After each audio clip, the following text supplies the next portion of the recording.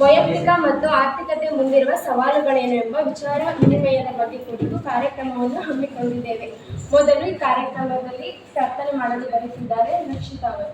ಶ್ರೀಕಾರನೇ ಶ್ರೀನಿವಾಸನೇ ಶೇಷಾದ್ರಿ ಗಿರಿವಾಸ ಶ್ರೀರಮಣನೇ ಶ್ರೀಚಕ್ರ ಶ್ರೀಶಂಕ ಭೂಷಿತನೇ ಆತ್ಮಾಯ ದೇಹಾಯ ಆರಾಧನೆ ಕರೆದರೆ ಬರುವ ಕಲಿಯುಗ ದೈವ ಪಾಪ ವಿನಾಶ ಲಕುಡಿಯ ಮನವ ಕರುತ್ತಲಿರುವ ಶ್ರೀ ವೆಂಕಟೇಶ ಭದ್ರಾದ್ರಿ ರಾಮನು ಇವನೇ ಮಧುರಾಪುರ ಶ್ಯಾಮನು ಇವನೇ ಶರಣಾಗಿ ಬಂದರೆ ಕಾಯೋ ರಾಮಯ ಶ್ರೀಕಾರನೇ ಶ್ರೀನಿವಾಸನೇ ಶೇಷಾದ್ರಿ ಗಿರಿವಾಸ ಶ್ರೀರಮಣನೇ ಶ್ರೀಚಕ್ರ ಶ್ರೀಶಂಕ ಭೂಷಿತನೇ ಆತ್ಮಾಯ ದೇಹಾಯ ಆರಾಧನೆ. Thank you.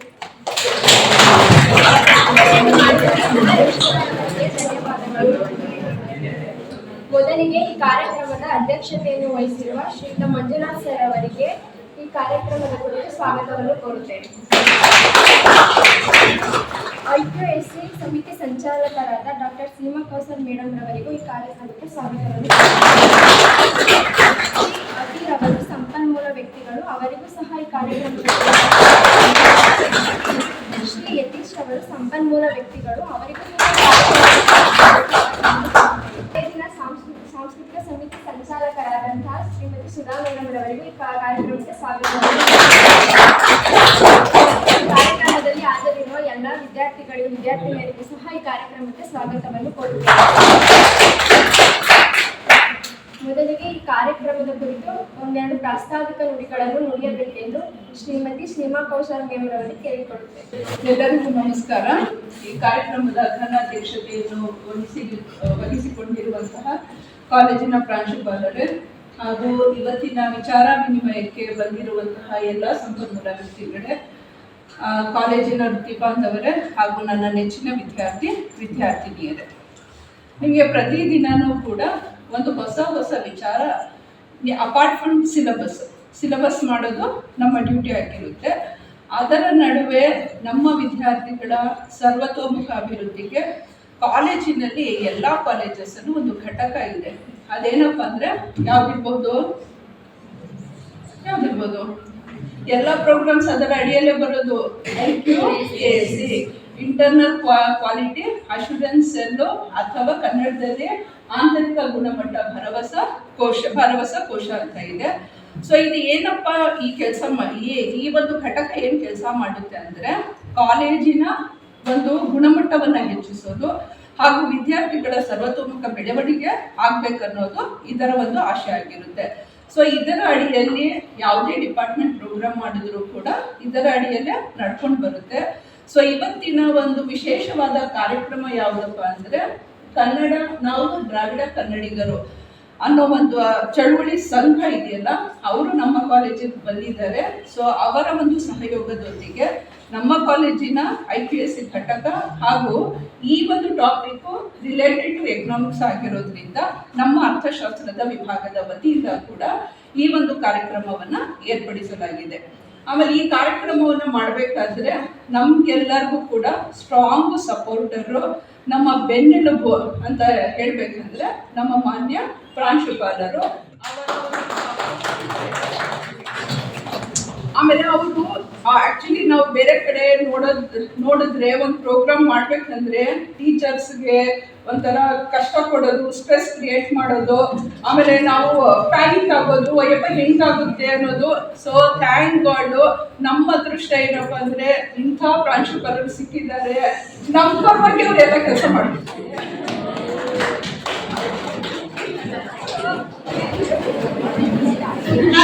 ಜಸ್ಟ್ ಕ್ಲಾಸ್ ಮುಗಿಸ್ಕೊಂಡು ಫೈನಲ್ ಇಯರ್ ಕ್ಲಾಸ್ ಇತ್ತು ಮುಗಿಸ್ಕೊಂಡು ಬರೋಷ್ಟರಲ್ಲಿ ಒಂದು ಪ್ರೋಗ್ರಾಮ್ ರೆಡಿ ಮಾಡಿದ್ದಾರೆ ಅಂದ್ರೆ ಸೊ ನಾವೆಲ್ಲರೂ ಅದೃಷ್ಟ ಮಾಡಿದ್ದೀವಿ ಅಂತ ನಾನು ಭಾವಿಸ್ತಾ, ಸೊ ಮೊದಲು ಎಲ್ಲರ ಪರವಾಗಿ ಪ್ರಾಂಶುಪಾಲರಿಗೆ ಆತ್ಮೀಯವಾದಂತಹ ವಂದನೆಗಳು. ನಮ್ಮ ಒಂದು ಆರ್ಥಿಕತೆ ವಿಚಾರಕ್ಕೆ ಬಂದಾಗ ಆರ್ಥಿಕತೆ, ಇಲ್ಲಿ ಟಾಪಿಕ್ ಏನಿದೆ ವೈಯಕ್ತಿಕ ಆರ್ಥಿಕತೆ, ಮುಂದಿರುವ ಸವಾಲುಗಳು. ಸೊ ನಾವು ಏನಾದ್ರೂ ಕೆಲಸ ಮಾಡಕ್ ಹೋದ್ರೆ ನಾವು ಹೇಳ್ಕೊಳ್ತೀವಿ ನಮ್ಮ ದೇಶ ಪ್ರಜಾಪ್ರಭುತ್ವದಿಂದ ಕೂಡಿದೆ, ನಮ್ಮ ಪ್ರಜಾಪ್ರಭುತ್ವ ದೇಶ ಅಂತ. ಸತ್ಯ, ಪ್ರಜಾಪ್ರಭುತ್ವ ಹಾಗೂ ಸಂವಿಧಾನ ಇದೆರಡೇ ನಮಗೆ ಬದುಕನ್ನ ನೀಡಿರೋದು. ನಾವೆಲ್ಲರೂ ಹುಟ್ಟಿದೀವಿ ಅಂತ ನಮಗೆ ಬದುಕೇನು ಕೊಟ್ಟಿಲ್ಲ, ಹೌದಾ?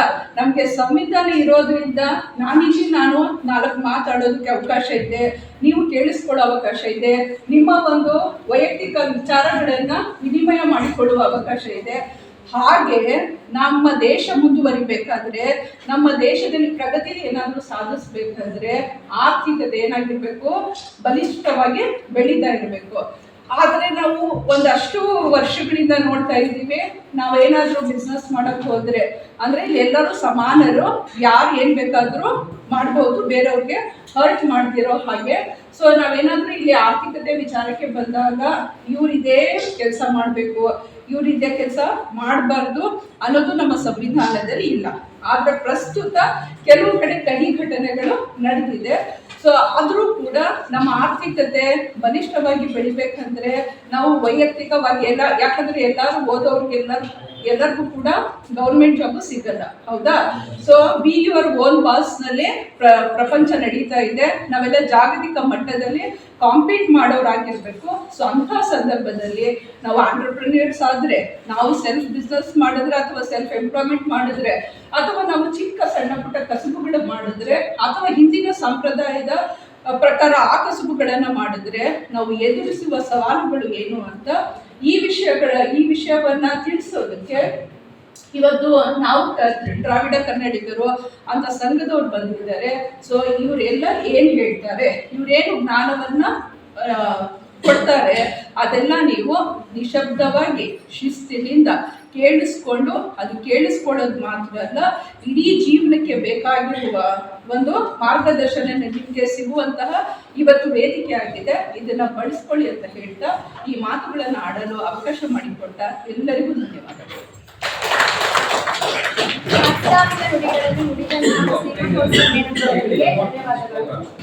ಈ ಕಾರ್ಯಕ್ರಮದ ಕುರಿತು ಸುಧಾ ಮೇಡಮ್ ರವರು ಒಂದೆರಡು ಮಾತನಾಡಲು ಕೇಳಿಕೊಳ್ಳುತ್ತೇನೆ. ಎಲ್ರಿಗೂ ಕೂಡ ನಮಸ್ಕಾರ. ಈಗಾಗಲೇ ಸೀಮಾ ಮೇಡಮು ಈ ಪ್ರೋಗ್ರಾಮ್ ಬಗ್ಗೆ, ಅದರಿಂದ ನೀವು ಏನೇನೆಲ್ಲ ಕಲ್ತ್ಕೊಳ್ತೀರಾ, ತಿಳ್ಕೊಳ್ತೀರಾ ಅನ್ನೋದ್ರ ಬಗ್ಗೆ ಸಾಕಷ್ಟು ವಿಷಯಗಳನ್ನ ಹೇಳಿದ್ದಾರೆ. ಸೊ ಈಗ ಈ ಆರ್ಥಿಕತೆ ಅನ್ನುವಂಥದ್ದು ಬರೀ ಎಕನಾಮಿಕ್ಸ್ಗೆ ಮಾತ್ರ ಸಂಬಂಧಪಟ್ಟಂಥದ್ದಲ್ಲ, ಪ್ರತಿಯೊಬ್ಬರಿಗೂ ಕೂಡ ನಾವು ಮನುಷ್ಯರಾಗಿ ಹುಟ್ಟಿದ್ದೀವಿ ಅಂತಂದರೆ ನಾವು ನಂತರ ಅದರಲ್ಲಿ ಬರ್ತಕ್ಕಂಥ ಅಂಶಗಳನ್ನ, ಯಾಕೆಂದರೆ ನಾವು ಜೀವನ ಮಾಡಬೇಕು ಅಂತಂದರೆ ಮೂಲಭೂತ ಅವಶ್ಯಕತೆಗಳು ಪೂರೈಕೆ ಆಗಬೇಕು ಅಂತಂದರೆ ನಾವು ಆರ್ಥಿಕ ವ್ಯವಸ್ಥೆ ಒಳಗಡೆ ಭಾಗಿ ಆಗಲೇಬೇಕಾಗುತ್ತೆ. ಸೊ ಅದ್ರ ಜೊತೆಗೆ ಇತ್ತೀಚೆಗಂತೂ ಈಗ ಆರ್ಥಿಕತೆಯಲ್ಲಿ ಏರಿಳಿತಗಳು, ನೀವು ಈಗ ಶೇರ್ ಮಾರ್ಕೆಟ್ಗಳಲ್ಲಿ ಅದು ಏನಾದರೂ ನೋಡ್ತಾ ಇದ್ರೆ ಒಂದು ವೇಳೆ ಸೆನ್ಸೆಕ್ಸ್ ಯಾವ ಥರ ಏರ್ತಾ ಇದೆ ಅಥವಾ ಇಳಿತಾ ಇದೆ, ಅದರಿಂದ ಏನೇನೆಲ್ಲ ತೊಂದರೆಗಳು ಆಗುತ್ತೆ. ಸೊ ಈ ಥರ ಸಾಕಷ್ಟು ವಿಷಯಗಳನ್ನ ನೀವು ಹೊರಗಡೆ ಕೂಡ ತಿಳ್ಕೊಳ್ತೀರಾ. ಅದ್ರ ಜೊತೆಗೆ ಇವಾಗ ನ್ಯೂಸ್ ಪೇಪರ್ಗಳಲ್ಲೂ ಕೂಡ ಬರ್ತಾ ಇರುತ್ತೆ, ಈ ಮೈಕ್ರೋ ಫೈನಾನ್ಸ್ಗಳೆಲ್ಲ ಸಾಲ ಕೇಳ್ಕೊಂಡ್ಬಿಟ್ಟು ಬಹಳಷ್ಟು ಜನ ಏನಾಗ್ತಾ ಇದ್ದಾರೆ, ಆತ್ಮಹತ್ಯೆಯನ್ನ ಮಾಡ್ಕೊಳ್ತಿದ್ದಾರೆ ಅನ್ನುವಂಥದ್ದು. ನೀವು ಅದ್ರ ಬಗ್ಗೆ ಒಂದು ಕಾನೂನು ತರಬೇಕು ಅಂದ್ಬಿಟ್ಟು ಪಾಸ್ ಮಾಡ್ತಾ ಇದ್ರು ಮಸೂದೆನ, ಆ ವಿಷಯಗಳೆಲ್ಲ ಗೊತ್ತಿರುತ್ತೆ. ಸೊ ಇಲ್ಲಿ ಈ ಒಂದು ನಾವು ದ್ರಾವಿಡ ಕನ್ನಡಿಗರು ಚಳವಳಿಯ ಸಂಘಟನೆ ಏನಿದೆ, ಸೊ ಇವರು ನಿಮ್ಮ ವೈಯಕ್ತಿಕವಾಗಿ ಯಾವ ರೀತಿ ಆರ್ಥಿಕತೆಗೆ ಸಂಬಂಧಪಟ್ಟಂತಹ ಶಿಸ್ತನ್ನು ನೀವು ಬೆಳೆಸ್ಕೊಳ್ಬೇಕು ಅನ್ನೋದ್ರ ಬಗ್ಗೆ, ಅಥವಾ ಈ ಆರ್ಥಿಕತೆಯಲ್ಲಿ ನೀವು ಭಾಗವಹಿಸಬೇಕು ಅಂತಂದ್ರೆ ಏನೇನೆಲ್ಲ ನಿಮಗೆ ಸೌಲಭ್ಯಗಳಿದೆ, ಬ್ಯಾಂಕ್ಗಳಿಂದ ಆಗಿರಬಹುದು ಈ ಥರದ್ದೆಲ್ಲ, ಅಥವಾ ನೀವು ಸ್ವಂತ ಉದ್ಯೋಗ ಮಾಡ್ತೀವಿ ಅಂತಂದ್ರೆ ಏನೇನೆಲ್ಲ ಯೋಜನೆಗಳಿದೆ ಅದ್ರ ಬಗ್ಗೆ ನಿಮಗೆ ಹೆಚ್ಚಿನ ಮಾಹಿತಿಯನ್ನು ನೀಡಲಿದ್ದಾರೆ. ಸೊ ಇದು ಪ್ರತಿಯೊಬ್ಬರಿಗೂ ಕೂಡ ಅವಶ್ಯವಾಗಿರ್ತಕ್ಕಂಥದ್ದು. ಕೇವಲ ಇಲ್ಲಿ ಭಾಗವಹಿಸಿರುವಂಥವ್ರು ಮಾತ್ರ ಅಲ್ಲ, ನಿಮ್ಮ ಫ್ರೆಂಡ್ಸ್ಗಳಿಗೂ ಕೂಡ ಏನು ಜ್ಞಾನವನ್ನು ನೀವು ಪಡಿತೀರಾ ಅದನ್ನ ಏನು ಮಾಡಿ ಪ್ರಸಾರ ಮಾಡಿ. ಈ ಥರದ ಪ್ರೋಗ್ರಾಮ್ಗಳು ಯಾವುದೇ ವಿಷಯ ಆಗಿರ್ಬೋದು, ಅರ್ಥಶಾಸ್ತ್ರ ಅಥವಾ ಇತಿಹಾಸ ಅಥವಾ ಸಮಾಜಶಾಸ್ತ್ರ ಯಾವುದೇ ಡಿಪಾರ್ಟ್ಮೆಂಟಿಂದ ಮಾಡ್ತಾರೆ, ಮುಂದೆ ಮಾಡ್ತಾ ಹೋಗ್ತಾರೆ. ಸೊ ಅಂತಹ ಎಲ್ಲ ಕಾರ್ಯಕ್ರಮಗಳಲ್ಲೂ ಭಾಗವಹಿಸಿ ನಿಮ್ಮ ಪಠ್ಯದ ಜೊತೆಗೆ ಪಠ್ಯೇತರ ವಿಷಯಗಳ ಬಗ್ಗೆ ಹೆಚ್ಚಿನ ಜ್ಞಾನವನ್ನು ಪಡೆದುಕೊಳ್ಳಿ. ಆ ಥರ ಮಾಡಿದಾಗ ನಮ್ಮ IQAC ಒಂದು ಸಮಿತಿಯ ಕೆಲಸ ಕೂಡ ಸರಳ ಆಗುತ್ತೆ. ಅದರ ಒಂದು ಏನಂತ ಕರಿತೀವಿ ನಾವು ಭರವಸೆ ಗುಣಮಟ್ಟ ಕೋಶ ಏನಿದೆಲ್ಲ, ಸೊ ಅದರ ಉದ್ದೇಶ ಕೂಡ ಸಫಲ ಆಗುತ್ತೆ ಅನ್ನುವಂಥ ಆಶಯದೊಂದಿಗೆ ಈಗ ನಮ್ಮ ಮಾತನ್ನು ಮುಗಿಸ್ತೀನಿ. ಧನ್ಯವಾದಗಳು. ಕಾರ್ಯಕ್ರಮದ ಕುರಿತು ಸುಧಾ ಮೇಡಮ್ ಅವರು ಮಾತನಾಡಿದ ಅವರಿಗೂ ಸಹ ಈ ಕಾರ್ಯಕ್ರಮದಿಂದ ಧನ್ಯವಾದಗಳು. ಶ್ರೀ ಅಬೀರ್ ಅವರು ಸಂಪನ್ಮೂಲ ವ್ಯಕ್ತಿಗಳು, ಇವರು ಈ ಕಾರ್ಯಕ್ರಮದ ಕುರಿತು ಮಾತನಾಡಬೇಕೆಂದು ಕೇಳಿಕೊಳ್ಳುತ್ತೇನೆ.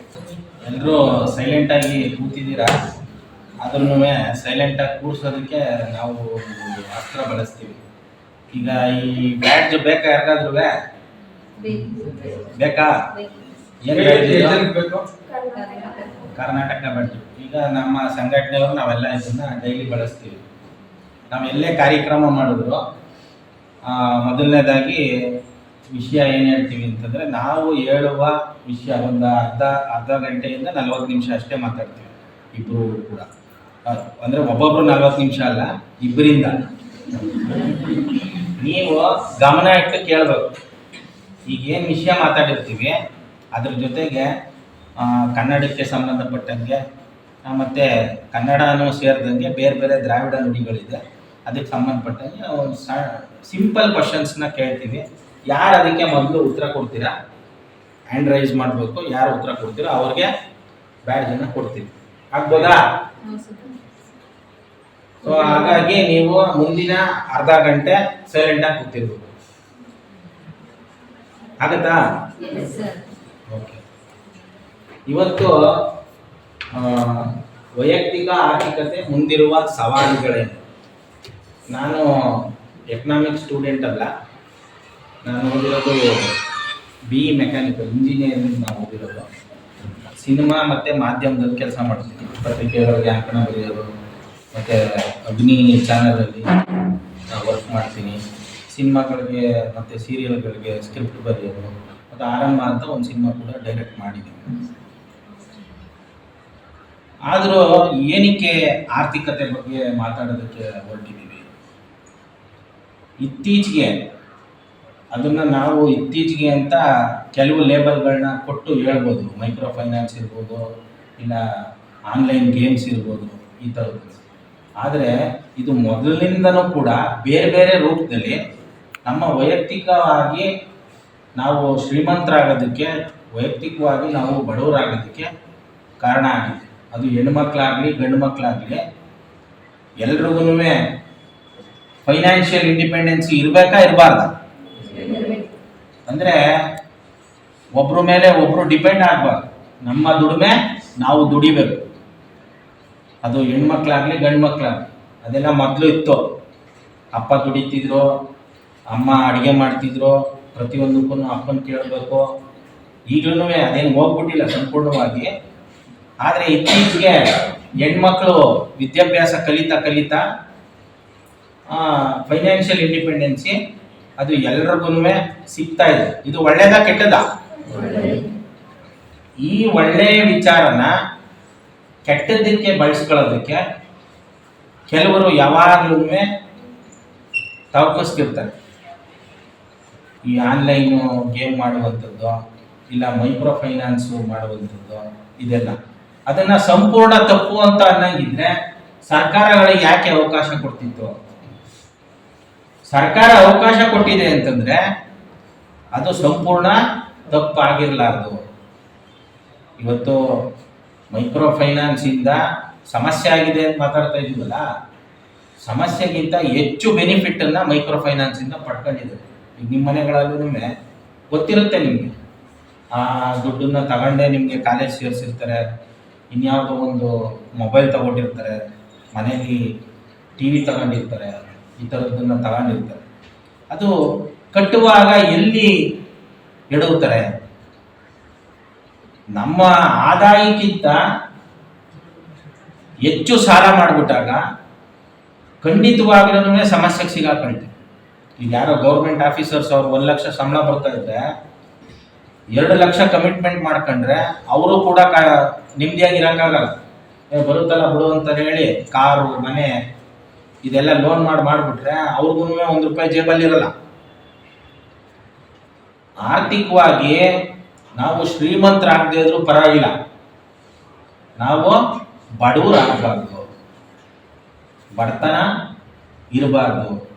ಬಡತನದಲ್ಲಿ ನಾನು ಜನರಲ್ ಆಗಿ ಮಾತಾಡ್ತೀನಿ, ನಿಮ್ಮ ಎಕನಾಮಿಕ್ಸ್ ಭಾಷೆಯಲ್ಲಿ ಆಮೇಲೆ ಯತೀಶ್ ಸರ್ ಮಾತಾಡ್ತಾರೆ.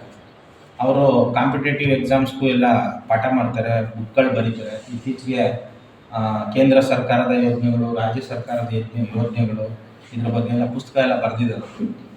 ನಾನು ಜನರಲ್ ಆಗಿ ನಾವು ಏನು ಜನಸಾಮಾನ್ಯರು ದುಡ್ಡು ಕಾಸಿನ ವಿಚಾರದಲ್ಲಿ ಯಾವ ರೀತಿ ನಾವು ದಾರಿ ತಪ್ತಾ ಇದ್ದೀವಿ ಅದ್ರ ಬಗ್ಗೆ ಒಂದಷ್ಟು ಬೆಳಕನ್ನು ಚೆಲ್ಲೋದಕ್ಕೆ ಇಷ್ಟಪಡ್ತೀನಿ.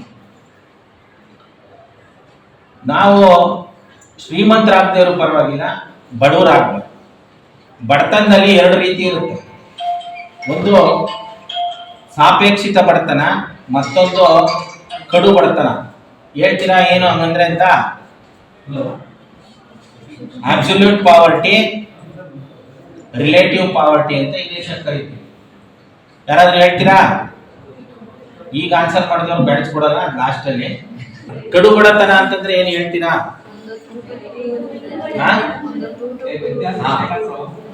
ನಿಮಗೆ ನೀವು ಬಡತನನ ಮೈ ಮೇಲೆ ಹೇಳ್ಕೊಂಡ್ರೆ ಸಾಪೇಕ್ಷ ಬಡತನ, ಉದ್ದತಾವೆಲ್ಲ ಬಡತನದಲ್ಲಿ ಕಳ್ಕೊಳ್ಳಿ.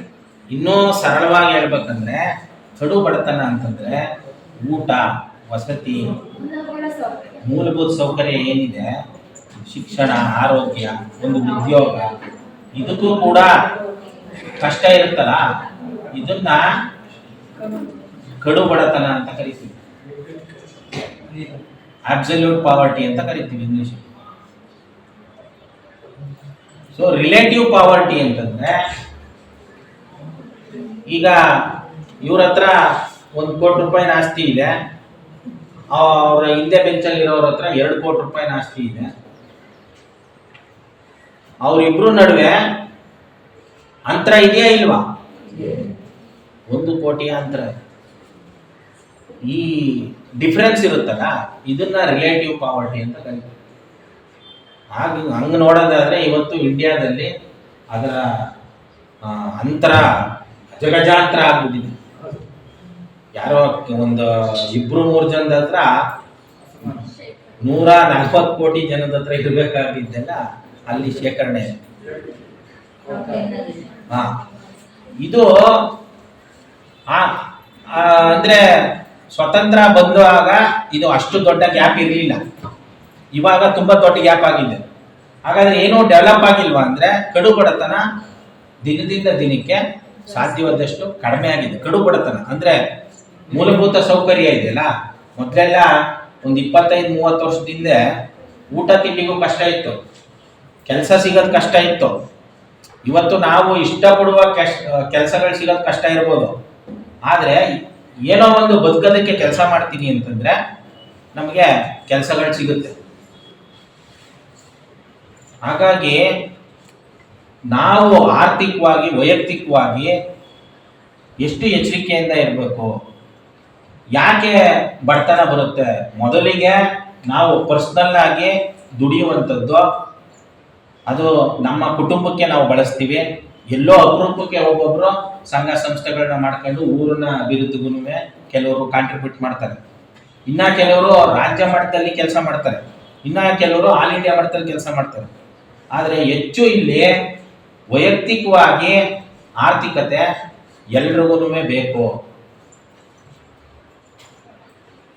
ಇವತ್ತು ಒಂದು ಹಬ್ಬ ಏನಾದರೂ ಮಾಡಿ ಒಂದು 50,000 ಸಾಲ ಆದ್ರೆ ಕುಟುಂಬಕ್ಕೆ, ಅದನ್ನ ಭರಿಸುವ ಶಕ್ತಿ ಯಾರಿಗಿರುತ್ತೆ ಆ ಕುಟುಂಬದಲ್ಲಿ? ಅವ್ರ ಮೇಲೇನೆ ಎಲ್ಲ ಬರ್ಡನ್ ಬೀಳುತ್ತೆ. ಇನ್ನ ಮದುವೆಗಳು ಇತ್ತೀಚೆಗಂತೂ ಅದರಲ್ಲೂ ಮಂಡ್ಯ ಈಗ ಒಂದು 2 ವರ್ಷದಿಂದ ಒಂದು ರಿಪೋರ್ಟ್ ಓದಿದೆ ಪೇಪರಲ್ಲಿ, ಮಂಡ್ಯ ಜಿಲ್ಲೆ ಅತ್ಯಂತ ಕಡಿಮೆ ಬಡವರು ಇರುವ ಜಿಲ್ಲೆ ಅಂತ. ಶ್ರೀಮಂತರಲ್ಲ, ಅತ್ಯಂತ ಕಡಿಮೆ ಬಡವರು ಅಂತಂದ್ರೆ ಈ ಕಡು ಬಡತನ ಇಲ್ಲದೆ ಇದ್ದವರು 100 ಜನಕ್ಕೆ 6 ಜನಕ್ಕೆ ಮಾತ್ರನೇ ಕಡು ಬಡತನ ಇದೆ, ಊಟ ತಿಂಡಿಗೇನು ಸಮಸ್ಯೆ ಇಲ್ಲ ಅಂತ. ಬೇರೆ ಜಿಲ್ಲೆಗಳಲ್ಲಿ 20 ಜನ 23 ಜನ ಈ ರೀತಿ ಇದೆ. ಆದ್ರೆ ಇಲ್ಲಿ ನಾವು ಗಮನಿಸ್ದಂಗೆ ಸಮಸ್ಯೆ ಏನಾಗಿದೆ ಅಂತಂದ್ರೆ, ವರ್ಷಕ್ಕೊಂದು ಹಬ್ಬ ಅಂತ ತಿಂಗಳಲ್ಲಿ ಎಷ್ಟು ಹಬ್ಬ ಆಯ್ತವೆ? ಎಷ್ಟಾಯ್ತದೆ ತಿಂಗಳಲ್ಲಿ? ಒಂದು 2 ಅಂತೂ ಹಾಗೆ ಆಯ್ತು, 2-3. ಇದು ಬರ್ಡನ್, ಫೈನಾನ್ಷಿಯಲ್ ಬರ್ಡನ್ ಇಡೀ ಕುಟುಂಬಕ್ಕೆ ಬಿದ್ದರೆ ಅವರ ಟೈಮು, ಎನರ್ಜಿ, ಹೆಣ್ಮಕ್ಳಿಗೆ ತುಂಬಾ ಬರ್ಡನ್ ಬೀಳುತ್ತೆ. ತೊಳೆದಿದ್ದೆ ತೊಳೆಯೋದು, ಒಗ್ದಿದ್ದೆ ಒಗೆಯೋದು. ಆಮೇಲೆ ಇತ್ತೀಚೆಗೆ ಇನ್ನೊಂದು ಏನ್ ಸ್ಟಾರ್ಟ್ ಆಗಿದೆ ಅಂತಂದ್ರೆ ಎಲ್ಲರೂ ಬೆಂಗಳೂರಲ್ಲಿ ಕೆಲಸ ಮಾಡೋದು, ಊರಲ್ಲಿ ಇರ್ಲಿ ಅಂತ ಒಂದ್ ಮನೆ ಕಟ್ಟೋದು 15 ಲಕ್ಷ 20 ಲಕ್ಷ ಸಾಲ ಮಾಡಿ ಭದ್ರಾಗಿ ಬೀಗ ಹಾಕಿ 15 ದಿನಕ್ಕೆ ಒಂದ್ಸಲ ಹಬ್ಬಕ್ಕೆ ಬರೋದು, ಎಲ್ಲಾನು ತೊಳೆಯೋದು, ಎಲ್ಲಾನು ಒದ್ದದ್ದೇ ಒಗೆಯೋದು, ವರ್ಷದ ತಿರ್ಗಾ ಬೀಗ ಹಾಕೊಂಡು ಹೋಗೋದು. ಆ ಮನೆ ಕಟ್ಟಿರೋ ಸಾಲ, ಅದಕ್ಕೆ ಬಡ್ಡಿ, ತಿರ್ಗಾ ಈ ಹಬ್ಬದ ಸಾಲ ಬಡ್ಡಿ. ಇದು ನಮ್ಮನ್ನ ಡೆವಲಪ್ಮೆಂಟ್ ಕಡೆ ಕರ್ಕೊಂಡು ಹೋಗ್ತಾ ಇದೆಯಾ, ಇಲ್ಲ ನಮ್ಮನ್ನ ಹಿಂದೆ ಎಳಕ್ ಹೋಗ್ತಾ ಇದೆಯಾ ಗಮನಿಸ್ಬೇಕು. ಅದರಲ್ಲೂ ಹೆಣ್ಣು ಮಕ್ಕಳ ಮೇಲೆ ತುಂಬಾನೇ ಬರ್ಡನ್ ಬೀಳ್ತಾ ಇದೆ. ಆಮೇಲೆ ತುಂಬಾ ಜನ ಹೇಳ್ಬಿಡ್ತಾರೆ ಹೆಣ್ಮಕ್ಳಿಗೇನು ನಾವು ಅಷ್ಟು ಖರ್ಚು ಮಾಡಿ ಮದುವೆ ಮಾಡಿದ್ವಿ, ಇಷ್ಟು ಖರ್ಚು ಮಾಡಿ. ಪಾಪ ಆ ಮಕ್ಕಳಿಗೆ ಬೇಜಾರಾಗಲ್ವಾ? ತಂದೆ ತಾಯಿನೋ ಅವ್ರ ಅಣ್ಣ ತಮ್ಮನೋ ಸಾಲದಲ್ಲಿದ್ರೆ ಬೇಜಾರಾಗತ್ತಾ? ಆಗಲ್ವಾ? ಒಂದಿನ 2 ದಿನ ಮದುವೆ ಜೋರಾಗಿ ಮಾಡ್ಬಿಡ್ತಾರೆ. ಚೌಟ್ರಿಗೆ 2 ಲಕ್ಷ, ಡೆಕೋರೇಷನ್ಗೆ 2 ಲಕ್ಷ, ಎಂಗೇಜ್ಮೆಂಟು, ಮದುವೆ, ರಿಸೆಪ್ಷನ್, ಬೀಗ್ರೂಟ, ವಿಡಿಯೋ ಶೂಟಿಂಗ್, ಪ್ರೀ ವೆಡ್ಡಿಂಗ್ ಎಲ್ಲ. ಇವತ್ತು ಒಂದು ಮದುವೆ ಅಂದ್ರೆ ಅದೊಂದು ಬಿಸ್ನೆಸ್, 20 ರಿಂದ 25 ಲಕ್ಷದ ಬಿಸ್ನೆಸ್. ಈ ಬರ್ಡನ್ ಯಾರು ಹೊರ್ತಾರೆ? ಅಪ್ಪ ಅಮ್ಮ ಹೊರ್ತಾರೆ. ಆದ್ರೆ ಆ ನೋವನ್ನ ಆ ಹೆಣ್ಮಗು ಕೂಡ ತಿನ್ನಬೇಕು. ಇದಕ್ಕೆಲ್ಲ ಸೊಲ್ಯೂಷನ್ ಇಲ್ವಾ ಅಂತಂದ್ರೆ ಖಂಡಿತವಾಗ್ಲೂ ಇದೆ. ಕುವೆಂಪು ಅವ್ರು ಗೊತ್ತಾ? ಕುವೆಂಪು ಅವ್ರ ಬಗ್ಗೆ ಕೇಳಿದ್ದೀರಾ? ಕುವೆಂಪು ಅವರು ಒಂದು ಸರಳವಾದ ಬದುಕು ಅಂತಂದ್ರೆ ತುಂಬಾ ಜನ ಏನ್ ಅನ್ಕೊಬಿಡ್ತಾರೆ, ನಾವು ಹೊಸ ಬಟ್ಟೆನೆ ತಗೊಳಂಗಿಲ್ಲ, ಹೊಸ ವಸ್ತು ತಗೊಳಂಗಿಲ್ಲ ಅಂತಲ್ಲ. ಈ ಆಚರಣೆಗಳನ್ನ ಆದಷ್ಟು ಕಡಿಮೆಗೊಳಿಸ್ಕೊಳ್ಳಿ, ಅಗತ್ಯ ಇದ್ದದನ್ನ ಮಾಡ್ಲೇಬೇಕು. ಸೊ ಮದುವೆ ಆಗ್ಬೇಕು ಅಂತಂದಾಗ ಮಂತ್ರ ಮಾಂಗಲ್ಯ ಅಂತ ಒಂದು ಕಾನ್ಸೆಪ್ಟ್ ಕೊಟ್ಟಿದ್ದಾರೆ. ಜಸ್ಟ್ ನಿಮ್ಮ ಇಷ್ಟ, ಅದು ನೀವು 1000 ಜನಕ್ಕೆ ಮಾಡಿಸಿ, 100 ಜನಕ್ಕೆ ಅಡಿಗೆ ಮಾಡಿಸಿ, ಒಂದೇ ಸಲ ಊಟ. ನೀವು ರೆಗ್ಯುಲರ್ ಮದುವೆಯಲ್ಲಿ ಗಮನಿಸಿ, ಎಂಗೇಜ್ಮೆಂಟ್ ಅಲ್ಲಿ 2000 ಜನ, ರಿಸೆಪ್ಷನ್ ಅಲ್ಲಿ ಒಂದು 5000 ಜನ, ಬೆಳಿಗ್ಗೆ ತಿಂಡಿ 1000, ಮಧ್ಯಾಹ್ನ 1-2 ಜನ, ಬೀಗ್ರೂಟ, ಮುಗೀತಲ್ಲಿ ಕತೆ. ನಾವೇನೆ ನಮ್ಮನ್ನ ಒಬ್ರು ಕರೆದ್ರೆ ನಾವೇ 4 ಜನ ಕರ್ಕೊಳ್ತೀವಿ. ಆಯ್ತಾ? ಬರಲ್ಲ ಹೋಮ ಅಂತ. ಈ ತರ ಆದ್ರೆ ವೈಯಕ್ತಿಕವಾಗಿ ನಾವೆಲ್ಲ ಅಭಿವೃದ್ಧಿ ಆಗ್ತೀವಿ. ಈ ದುಡ್ಡನ್ನ ನೀವು 1 ಟೈಮ್ ಊಟ ಕೊಡಿಸಿ, ಮಂತ್ರ ಮಾಂಗಲ್ಯ ಈ ತರದ್ದು ಆದ್ರೆ ನಾನು ಅದೇ ರೀತಿ ಮದುವೆ ಆಗಿರೋದು. ಕುವೆಂಪು ಸ್ಟ್ಯಾಚ್ಯೂ ಮುಂದೆ ಮದುವೆ ಆಗಿದ್ದು. ನಾವು ಇನ್ವಿಟೇಷನ್ ಕೂಡ ನಾನು ಹೊಡ್ಸಿರ್ಲಿಲ್ಲ. ಅವಾಗ ವಾಟ್ಸಪ್ ಇರಲಿಲ್ಲ, SMS 100 ಮೆಸೇಜ್ ಮಾತ್ರ ಕೊಡ್ತಿದ್ರು. ಅವಾಗ 12 ಗಂಟೆ ಆಗೋದನ್ನೇ ಕಾದಿದ್ದು, ಒಟ್ಟಿಗೆ 200 ಜನಕ್ಕೆ ಕಳಿಸ್ಬಿಟ್ಟು ಮಲಗ್ತಿದ್ವು 1 ವಾರ. ಸೊ ಅದಕ್ಕೆ ನಾವೇನು ಇಷ್ಟೊಂದು ಕೇರ್ಲೆಸ್ ಆಗಿ ಕರೆದಿದ್ದೀವಲ್ಲ, ಯಾರು ಬರ್ತಾರೆ ಇರಲಿ ಯಾವುದಕ್ಕೂ ಅಂತ 1000 ಜನಕ್ಕೆ ಮಾಡಿಸಿದ್ವಿ. 4500 ಜನ ಬಂದಿದ್ವಿ. ಆಯ್ತಾ? ಗಿಡಗಳನ್ನ ಕೊಟ್ವಿ, ಬಂದವ್ರಿಗೆಲ್ಲ ಒಂದೊಂದು ಗಿಡಗಳನ್ನ ಕೊಟ್ವಿ. ಈಗಲೂ ನಾನು ನನ್ನ ಹೆಂಡತಿ ಎಲ್ಲಾದ್ರೂ ಹೋದ್ರೆ ತೋರಿಸ್ತಾರೆ, ನಿಮ್ಮ ಮದುವೆಲಿ ತಂದು ನೆಟ್ಟವಪ್ಪ, ಇದು ನಿಮ್ಮ ಹೆಸರೇ ಇಟ್ಟಿದ್ದೀವಿ ಅಂತ. ನಾವು ಅದಕ್ಕೆ ಕಾಮಿಡಿ ಮಾಡ್ತೀವಿ, ಇನ್ನೂ ಚೆನ್ನಾಗಿ ಬೆಳೆಸಿ, ಚೆನ್ನಾಗಿ ಬೆಳೆದ್ಮೇಲೆ ಬಂದು ಕಟ್ ಮಾಡ್ತಾ ಹೋಗ್ತೀವಿ. ಹಂಗೆ ಯಾಕೆ ಇದನ್ನ ಹೇಳ್ತೀವಿ?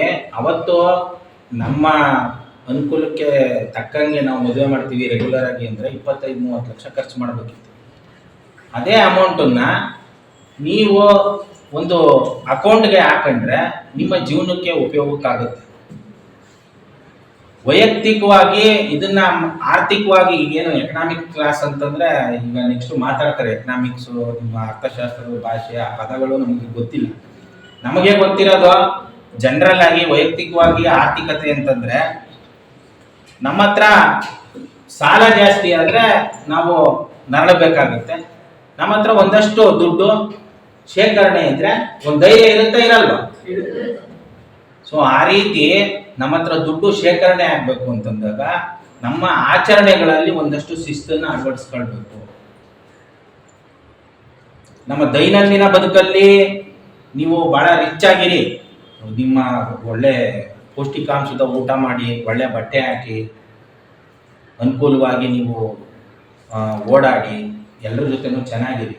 ಈ ಆಚರಣೆಗಳವಲ್ಲ, ಈ ಆಚರಣೆಗಳು ನಮ್ಮನ್ನ ಬಡತನಕ್ಕೆ ದೂಡ್ತವೆ. ಅದ್ರ ಬಗ್ಗೆ ಎಚ್ಚರಿಕೆ. ಇನ್ನ ಒಂದು ಮೇಜರ್ ಪಾಯಿಂಟು, ಇತ್ತೀಚೆಗೆ ನಾವು ಒಟ್ಟಾರೆ ಇಂಡಿಯಾನ ಪರಿಗಣಿಸೋದಾದ್ರೆ, ಇಡೀ ಇಂಡಿಯಾ ಒಂದು ಮನೆ ಅಂತ ನಾವು ಅನ್ಕೊಳ್ಳೋದಾದ್ರೆ, ಒಂದು ಮನೆಯಿಂದ ಹೊರಗಡೆಗೆ ಜಾಸ್ತಿ ದುಡ್ಡು ಹೋದ್ರೆ ಆ ಮನೆ ಶ್ರೀಮಂತ ಆಗುತ್ತಾ? ಒಂದು ಮನೆಗೆ ಹೊರಗಡೆಯಿಂದ ದುಡ್ಡು ಜಾಸ್ತಿ ಬಂದ್ರೆ ಶ್ರೀಮಂತ ಆಗುತ್ತಾ? ಒಳಗಡೆ ಬಂದ್ರೆ. ಇಲ್ಲಿ ಇಂಡಿಯಾದಲ್ಲಿ ಹೈಯೆಸ್ಟ್ ದುಡ್ಡು ಹೊರಗಡೆಗೆ ಹೋಗ್ತಾ ಇದೆ ಟ್ರಾನ್ಸ್ಪೋರ್ಟೇಷನ್. ಪೆಟ್ರೋಲು ಡೀಸೆಲ್ಲು ನಾವು ಬಳಸ್ತೀವಲ್ಲ, ಇದರ ಮೇಜರ್ ಅಮೌಂಟು ಗಲ್ಫ್ ಕಂಟ್ರೀಸ್ಗೆ ಹೋಗ್ತಾ ಇದೆ. ಎಲ್ಲ ಅಲ್ಲಿಂದಲೇ ಬರೋದಲ್ಲ. ಇವತ್ತು ಕರ್ನಾಟಕದ ಪಾಪ್ಯುಲೇಷನ್ನು 7 ಕೋಟಿ ಇದೆ, ವೆಹಿಕಲ್ ಪಾಪ್ಯುಲೇಷನ್ನು 3 ಕೋಟಿ ಇದೆ. ಬೈಕು, ಕಾರು, ಲಾರಿ, ಬಸ್ಸು ಇಂಥವೆಲ್ಲ. ಈ ಲಾರಿ ಬಸ್ ಎಲ್ಲ ಸರಕನ್ನ ತುಂಬಿಸ್ತವೆ. ಇನ್ನು ಬಸ್ಸಲ್ಲಿ ನಾವು ಒಟ್ಟಿಗೆ ಒಂದು 50 ಜನ ಟ್ರಾವೆಲ್ ಮಾಡ್ತೀವಿ. ನಿಮ್ಮ ಊರ್ ಬಸ್ಗಳಂತೂ 150 ಜನ ಟ್ರಾವೆಲ್ ಮಾಡ್ತೀವಿ. ಪಾಪ ನಿಮ್ಮ ಪ್ರಿನ್ಸಿಪಲ್ ಬಂದ ತಕ್ಷಣ ಹೇಳ್ತಾ ಇದ್ರು, ಫಸ್ಟ್ ಬಸ್ಸು ಸರ್ ಅವ್ರಿಗೆ, ನಾನು ಅದಕ್ಕೆ ಬೆಳಿಗ್ಗೆನೆ ಬೇಗ ಬಂದು ತೆಗಿತೀನಿ ಅಂತ. ಭಾಳ ಒಳ್ಳೆ ಪ್ರಿನ್ಸಿಪಲ್ ನಿಮಗೆ ಸಿಕ್ಕಿರೋರು. ಅವರೇ ಬಂದು ಬಾಗಿಲು ತೆಗಿತಾರೆ. ಈ ರೀತಿ ನೀವೆಲ್ಲ 150 ಜನ ಏನ ಬಸ್ಸಲ್ಲಿ ಬರ್ತೀರಿ, 150 ಜನನೂ 2 ವೀಲರ್ನ ತಗೋತೀರಿ. ನಿಮ್ಮೆಲ್ಲರ ಕನಸು, ಈಗ ಡಿಗ್ರಿಲಿ ಇದ್ದೀರಿ, ನಿಮ್ಮೆಲ್ಲರ ಕನಸು ಇನ್ನೊಂದ್ 2 ವರ್ಷ ಹೋದ್ರೆ ಯಾವ್ದೋ ಒಂದು ಕೆಲಸ ಸೇರ್ಕೋಬೇಕು, ಸಂಘದಲ್ಲಿ ದುಡ್ಡು ಎತ್ಕೋಬೇಕು. ನಿಜ ಸುಳ್ಳ? ನಾನೊಂದು ಗಾಡಿ ತಗೋಬೇಕು, ಅದಕ್ಕೆ ದಿನ 100 ರೂಪಾಯಿ ಅಲ್ವಾ, ಹೋದ್ರೆ ಹೋಯ್ತು ಪೆಟ್ರೋಲ್ ಹಾಕ್ತಾರೆ. ಒಂದು ದಿನಕ್ಕೆ 100 ರೂಪಾಯಿ ಅಂದ್ರೆ ಒಂದು ತಿಂಗಳಿಗೆ 3,000 ರೂಪಾಯಿ ಟ್ರಾನ್ಸ್ಪೋರ್ಟೇಷನ್ಗೆ ಹೋಯ್ತು. ಇವಾಗೆಲ್ಲ ಒಂದು ಗಾಡಿ GST ಎಲ್ಲ ಜಾಸ್ತಿ ಆದ್ಮೇಲೆ, ಮೊದಲೆಲ್ಲ 60-70 ಸಾವಿರ ಸಿಕ್ಕಿದ ಗಾಡಿಗಳು ಈಗ 1 ಲಕ್ಷ ಕಮ್ಮಿ ಯಾವುದೂ ಇಲ್ಲ. ಸೆಕೆಂಡ್ಸ್ವೇ 50-60 ಸಾವಿರ. ಇನ್ನು ಹೋಗ್ಲಿ, ಈ ಟೆಕ್ನಾಲಜಿ ಇದೆಯಲ್ಲ, ಈ 2 ವೀಲರ್ ಆಗ್ಬೋದು, 4 ವೀಲರ್ ಆಗ್ಬೋದು, ಈ ಟೆಕ್ನಾಲಜಿ ಏನಾದ್ರೂ ಇಂಡಿಯಾದ ಅಂತಂದ್ರೆ, ಯಾವ ಟೆಕ್ನಾಲಜಿನೂ ಇಂಡಿಯಾದಲ್ಲ, ಎಲ್ಲ ಯುರೋಪಿಯನ್ ಕಂಟ್ರೀಸ್. ನಮ್ಮ ಟ್ರಾನ್ಸ್ಪೋರ್ಟೇಷನ್ ಅಲ್ಲಿ ನಾವು ಮಾಸ್ ಟ್ರಾನ್ಸ್ಪೋರ್ಟೇಷನ್ ಅಳವಡಿಸ್ಕೊಳ್ಳಿಲ್ಲ ಅಂತಂದ್ರೆ, ಅಂದ್ರೆ ಏನು ಸಾರ್ವಜನಿಕ ಸಾರಿಗೆ ಇದ್ರ ಕಡೆಗೆ ನಾವು ಹೋಗ್ಲಿಲ್ಲ ಅಂತ ಹೇಳಿದ್ರೆ, ನಮ್ಮ ಎಲ್ಲ ಸಂಪತ್ತನ್ನು ಇದೇನೇ ತಿನ್ಕೊಬಿಡುತ್ತೆ. ಈ ಬೈಕು ಮತ್ತೆ ಕಾರು ಇದನ್ನ ತಯಾರಿಸಕ್ಕೆ ಬಳಸ್ತಾ ಇರುವಂತ ತಂತ್ರಜ್ಞಾನ ಇದೆಯಲ್ಲ, ಅದೆಲ್ಲವೂ ಯುರೋಪ್ಗೆ ಹೋಗುತ್ತೆ ದುಡ್ಡು. ಇದನ್ನ ಓಡಾಡಿಸೋದಕ್ಕೆ ಬಳಸ್ತೀವಲ್ಲ ಫ್ಯೂಯಲ್, ಇದು ಎಲ್ಲವೂ ಗಲ್ಫ್ ಕಂಟ್ರೀಸ್ಗೆ ಹೋಗುತ್ತೆ. ನಮ್ಮಲ್ಲೇ ಕೆಲವರು ಮಾತಾಡ್ತಾರೆ, ದುಬೈ ಎಷ್ಟು ಸೂಪರ್ ಆಗಿದೆ ಗೊತ್ತಾ ಅಂತ ಹೇಳ್ತಾರೆ. ಎಲ್ಲಿದ್ದು ದುಡ್ಡು? ಎಲ್ಲ ನಮ್ಮ ದುಡ್ಡು. ಅದೇ ದುಡ್ಡು ಇಲ್ಲಿದ್ರೆ ಇಲ್ಲೇ ನಾವು ದುಬೈ ಕಟ್ಟಕ್ಕಾಗಲ್ವಾ? ವೈಯಕ್ತಿಕವಾಗಿ ನಿಮಗೂ ಕೂಡ ಅಗತ್ಯ ಬಿದ್ದಾಗ ನಾವು ಕಾರು, ಬೈಕು ಇಂಥದ್ದನ್ನ ಬಳಸಬೇಕು. ತೀರಾ ಅಗತ್ಯ ಇಲ್ಲ ಅಂತಂದಾಗ ಪಬ್ಲಿಕ್ ಟ್ರಾನ್ಸ್ಪೋರ್ಟ್. ಈಗ ನೋಡಿ, ನಿಮ್ಮ ಪ್ರಿನ್ಸಿಪಲ್ ಅವರು ಬೆಳಿಗ್ಗೆ 6 ಗಂಟೆಗೇನೆ ಎದ್ದು ವಸಂತಪುರ, ಬೆಂಗಳೂರು ಇದರಿಂದ ಬಸ್ಸಲ್ಲಿ ಬರ್ತೀನಿ ಅಂತ ಹೇಳೋದು. ಅವರು ಕಾರಲ್ಲಿ ಓಡಾಡಿದ್ರೆ ಅವರ ವೈಯಕ್ತಿಕ ಆರ್ಥಿಕತೆ ಎಷ್ಟು ಬರ್ಡನ್ ಆಗುತ್ತೆ. ಅದ್ರ ಜೊತೆಗೆ ಅವರು ಒಂದು ದಿನಕ್ಕೆ 2,000 ರೂಪಾಯಿ ಕಾರಿಗೆ ಬಳಸ್ತಾರೆ ಅಂತಂದ್ರೆ, ಅದರಲ್ಲಿ 1,25,000 ಗಲ್ಫ್ ಕಂಟ್ರಿಗೆ ಮತ್ತೆ ಯುರೋಪ್ಗೆ ಹೋಗ್ಬಿಡುತ್ತೆ. ಒಟ್ಟಾರೆ ನಮ್ಮ ನಾಡಿನ ಆರ್ಥಿಕತೆನೂ ಹಾಳಾಗುತ್ತೆ. ವೈಯಕ್ತಿಕವಾಗಿ ನಾವು ಶಿಸ್ತನ್ನು ಅಳವಡಿಸ್ಕೊಳ್ಳಿಲ್ಲ ಅಂತ. ಇನ್ನೂ ಬೈಫರ್ಗೇಟ್ ಮಾಡಿ ಹೇಳ್ತಾ ಹೋದ್ರೆ ಸಾಕಷ್ಟಿದೆ. 2 ವಿಚಾರನ ಗಮನದಲ್ಲಿ ಇಟ್ಕೊಳ್ಳಿ. ಒಂದು, ಆಚರಣೆಗಳು ಇತಿಮಿತಿಲಿರ್ಲಿ. ಆಚರಣೆ ಮಾಡಲೇಬೇಡಿ ಅಂತ ಹೇಳಲ್ಲ. ನೀವು ನಾವು ಈ ದೊಡ್ಡವ್ರಿಗೆಲ್ಲ ಹೇಳಕ್ಕಾಗಲ್ಲ. ಅವ್ರೇನು ಹೇಳ್ತಾರೆ, ಸಂಪ್ರದಾಯ ನಡ್ಕ ಬಂದ್ಬಿಟ್ಟಿದೆ. ಸಾಲ ಏನೋ ಈ ಒಂದು ಡೈಲಾಗ್ ಹೇಳ್ತಾರೆ, ಮಗನ್ ಮಾರಾದ್ರೂ ಮಾರ್ಲಾಮಿ ಮಾಡು ಅಂತ. ಈ ತರದ್ದನ್ನೆಲ್ಲ ನಮ್ಮ ತಲೆಗೆ ತುಂಬಿ ಆ ಸಾಲದ ಕೂಪದಿಂದ ಈಚೆ ಬರೋದಕ್ಕೆ ಸಾಧ್ಯನೇ ಇಲ್ಲ.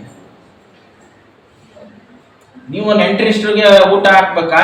ಯಾವುದೋ ಒಂದು ಅಕೇಶನ್, ನಿಮ್ಮ ಬರ್ತಡೇನೋ ಇನ್ನೊಂದು ಏನೋ ಇರ್ತದೆ, ಒಂದು ಊಟ ಗೀಟ ಕೊಡಿಸಿ. ಇಲ್ಲ ಅಂದ್ರೆ ವರ್ಷದಲ್ಲಿ ಒಂದು ಸಲನ ಏನೋ ಹಬ್ಬ ಮಾಡಿದ್ರು ನಡೆದೋಯ್ತು. ಮೊದಲೆಲ್ಲ ಈ ಊರ ಹಬ್ಬಗಳು ನಡೀತಿತ್ತಲ್ಲ, ಅದು ವರ್ಷ ನಡೀತಿರ್ಲಿಲ್ಲ. ಈಗಲೂ ಕೆಲವು ಊರುಗಳಲ್ಲಿ 3 ವರ್ಷಕ್ಕೋ 6 ವರ್ಷಕ್ಕೋ ಒಂದ್ಸಲ ಮಾಡ್ತಾರೆ. ಅವಾಗ ಯಾಕೆ ಆ ರೀತಿ ಮಾಡ್ತಿದ್ರು ಅಂತಂದ್ರೆ, ಯಾವ ವರ್ಷ ಫಸಲು ಜಾಸ್ತಿ ಬರುತ್ತೆ, ಇವಾಗ ಇರುವಂಗೆ ಅದನ್ನ ಶೇಖರಿಸಿ ಇಡುವಂತ ಅವಕಾಶಗಳಿರ್ಲಿಲ್ಲ. ಅವಾಗ ಮೊದಲು ಎಷ್ಟು ಬೆಳೆ ಬೆಳೆದಿರ್ತಾರೆ ಅದನ್ನ ಒಂದು 6 ತಿಂಗಳೊಳಗಡೆ ಖಾಲಿ ಮಾಡಲಿಲ್ಲ ಅಂತಂದ್ರೆ ಯಗಣಗಳು ತಿಂದಾಕ್ಬಿಡ್ತಿತ್ತು, ಬೂಸ್ಟ್ ಹಿಡಿದ್ಬಿಡ್ತಿತ್ತು. ಹಾಗಾಗಿ ಏನ್ ಮಾಡ್ತಿದ್ರು, ಊರ ಹಬ್ಬ ಮಾಡಿ ಎಕ್ಸ್ಟ್ರಾ ಜಾಸ್ತಿ ಫಸಲು ಬಂದಿರ್ತಿತ್ತಲ್ಲ ಅದನ್ನ ಬರೋ ಥರ ಮಾಡಿ ಅಕ್ಕಪಕ್ಕದ ಊರ್ನ ನೆಂಟರನ್ನೆಲ್ಲ ಕರೆದು ಊಟ ಹಾಕ್ತಿದ್ರು. ಈಗ್ಲೂ ಕೆಲವು ಊರುಗಳಲ್ಲಿ 3 ವರ್ಷ 4 ವರ್ಷಕ್ಕೊಂದ್ಸಲಿ ಮಾಡಲ್ವಾ ಹಬ್ಬ? ಕೆಲವು ಹಬ್ಬಗಳನ್ನ ಮಾತ್ರ ವರ್ಷಕ್ಕೊಂದ್ಸಲ ಮಾಡ್ತಾರೆ.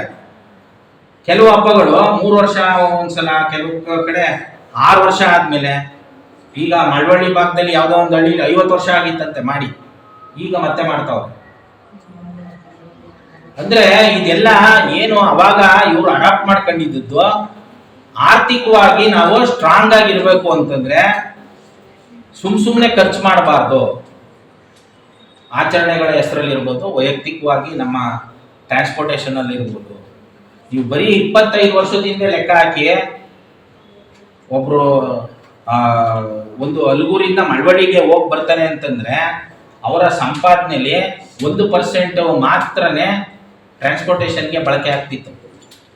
ಇವತ್ತು ಸಂಪಾದನೆಯಲ್ಲಿ 25ರಿಂದ 30% ಬರೀ ಟ್ರಾನ್ಸ್ಪೋರ್ಟೇಷನ್ಗೆ ಹೋಗುತ್ತೆ. ಈ ಕಾರಣಕ್ಕೇನೆ ಇತ್ತೀಚೆಗೆ ಸಾರ್ವಜನಿಕ ಸಾರಿಗೆನ ಈಗ ಬರೀ ಹೆಣ್ಮಕ್ಳು ಕೊಟ್ಟಿದ್ದಾರೆ, ಹೋಗ್ತಾ ಎಲ್ರಿಗೂ ಫ್ರೀ ಮಾಡ್ತಾರೆ. ಇದು ಬರೀ ಇಲ್ಲಿ ಮಾತ್ರ ಅಲ್ಲ, ಜಗತ್ತಿನ ದೊಡ್ಡ ಸಿಟಿಗಳಲ್ಲಿ ಈಗಾಗಲೇ ಎಲ್ಲರಿಗೂ ಫ್ರೀ ಮಾಡಿದ್ದಾರೆ. ಇಲ್ಲಿ ಇವರು ರಾಜಕೀಯಕ್ಕೋಸ್ಕರ ಒಂದ್ಸಲ ಹೆಣ್ಮಕ್ಳಿಗೆ, ಒಂದ್ಸಲ ಏನದು ಹಿರಿಯ ನಾಗರಿಕರಿಗೆ, ಒಂದ್ಸಲ ಸ್ಟೂಡೆಂಟ್ಸ್ಗೆ, ಈ ತರ ಸ್ಟೆಪ್ ಬೈ ಸ್ಟೆಪ್ ಈ ತರ ಮಾಡ್ತಾ ಹೋಗ್ತಾರೆ. ಹಾಗಾಗಿ ನಿಮ್ಮ ವೈಯಕ್ತಿಕ ಆರ್ಥಿಕತೆ ಚೆನ್ನಾಗಿರ್ಬೇಕು ಅಂತಂದ್ರೆ ನಿಮ್ಮ ಆಚರಣೆಗಳು ನೀವು ಎಚ್ಚರಿಕೆಯಿಂದ ಮಾಡಬೇಕು. ಒಂದೇ ಸಲ ನಿಮಗೆ 2 ಲಕ್ಷ 3 ಲಕ್ಷ ಸಾಲ ಸೇರ್ಕೊಳ್ತು ಅಂತಂದ್ರೆ ಅದರಿಂದ ನೀವು ರಿಕವರ್ ಆಗ್ಬೇಕು ಅಂತಂದ್ರೆ 3-4 ವರ್ಷ ಬೇಕಾಗುತ್ತೆ. ಆ 3-4 ವರ್ಷದಲ್ಲಿ ಮತ್ತೆ ಏನೋ ಹುಷಾರ್ ತಪ್ಪು ಅಂತ ಇಟ್ಕೊಳ್ಳಿ, ಅಲ್ಲಿ ಇನ್ನ 1-2 ಲಕ್ಷ ಆಡ್ ಆಯ್ತು ಅಂತಂದ್ರೆ 10 ವರ್ಷ 15 ವರ್ಷ ಹೋಗ್ಬಿಡುತ್ತೆ.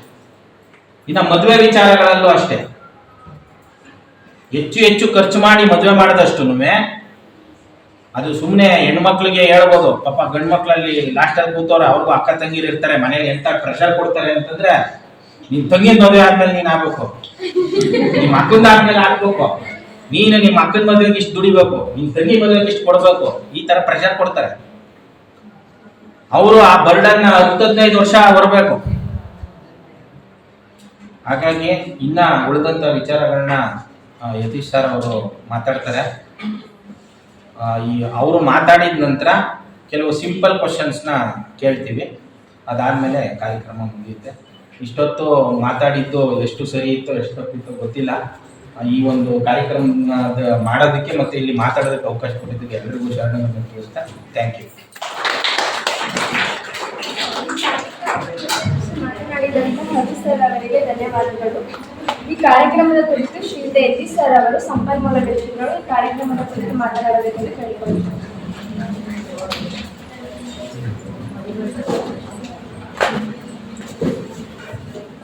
ಎಲ್ಲರಿಗೂ ನಮಸ್ಕಾರ. ನಾನು ನಿಮ್ಮನ್ನ ಸತ್ಯನಾದೆಲ್ಲ, ಇಂದ್ರಾ ನೋಯಿ ಮತ್ತೆ ಸುಂದರ್ ಪಿಚೈ ಗೊತ್ತಲ್ವಾ? ಗೊತ್ತಾ ನಿಮ್ಗೆ? ಕೇಳಿದ್ದೀರಾ?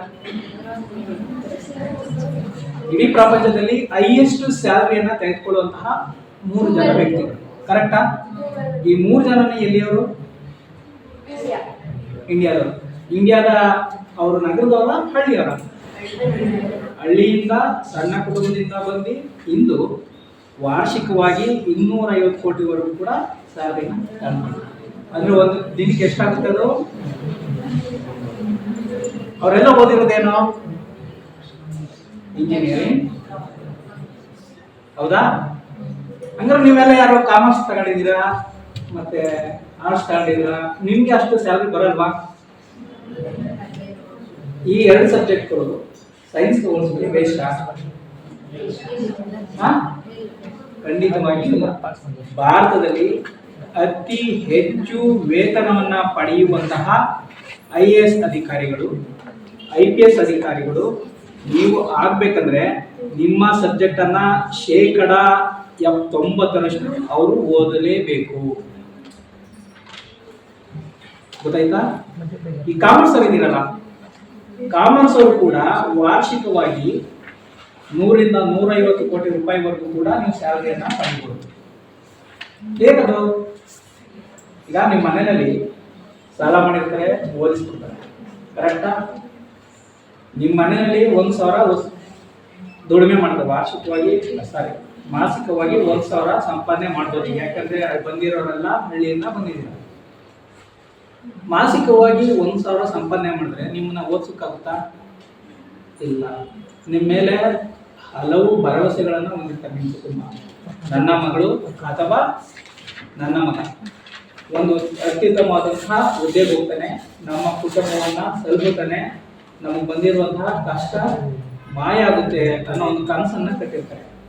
ಆ ಕನಸನ್ನ ಕಟ್ಟಿ ನಿಮ್ಗೆ ಆರ್ಟ್ಸ್ಗೂ ಅಥವಾ ಕಾಮರ್ಸ್ಗೂ ಸೇರಿಸಿರ್ತಾರೆ.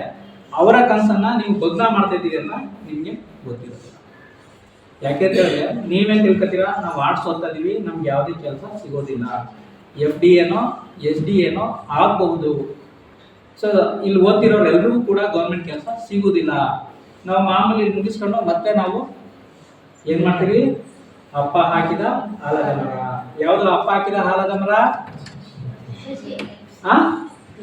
ಯಾವುದು? ಅಪ್ಪ ಹಾಕಿದ, ಹಳ್ಳಿಯ ಮಕ್ಕಳ ಅಪ್ಪ ಹಾಕಿದ ಆಲದ ಮರ ಯಾವುದು? ಕೃಷಿ. ಮತ್ತೇನ್ ಮಾಡ್ತೀರಾ? ಕೃಷಿಗೆ ವಾಪಸ್ ಹೋಗ್ತೀರಾ. ನಿಮ್ಮನ್ನು ಕೂಡ ಕೆಲವರು ನಿಮ್ಮ ಕುಟುಂಬದಲ್ಲಿ ಗೌರ್ಮೆಂಟ್ ಎಂಪ್ಲಾಯ್ ಬಂದ್ರೆ ಸಾಕು, ಮದುವೆ ಮಾಡ್ಬಿಡುವ ಅಂತ ಕಾಯ್ತಾ ಇರ್ತಾರೆ.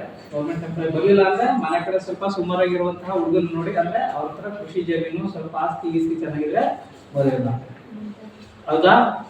ಹುಡುಗರು ಕಷ್ಟ ಅವ್ರಿಗೆ ಗೊತ್ತು. ಯಾಕಂತ ಹೇಳಿದ್ರೆ ಅವ್ರೇನಾದ್ರು ಗೌರ್ಮೆಂಟ್ ಕೆಲಸ ತಗೊಳ್ಳಿಲ್ಲ, ಒಂದು ಉದ್ಯೋಗವನ್ನ ಮಾಡಲಿಲ್ಲ ಅಥವಾ ಸ್ವಯಂ ಉದ್ಯೋಗವನ್ನ ಮಾಡಲಿಲ್ಲ ಅಂದ್ರೆ ಅವರು ಕೂಲಿ ಕಾರ್ಮಿಕರಾಗಿ ಹೋಗ್ಬೇಕಾಗ್ತದೆ, ಇಲ್ಲ ಮತ್ತೊಬ್ಬರ ಕೈ ಕೆಳಗೆ ಕೆಲಸವನ್ನ ಮಾಡಬೇಕಾಗುತ್ತೆ.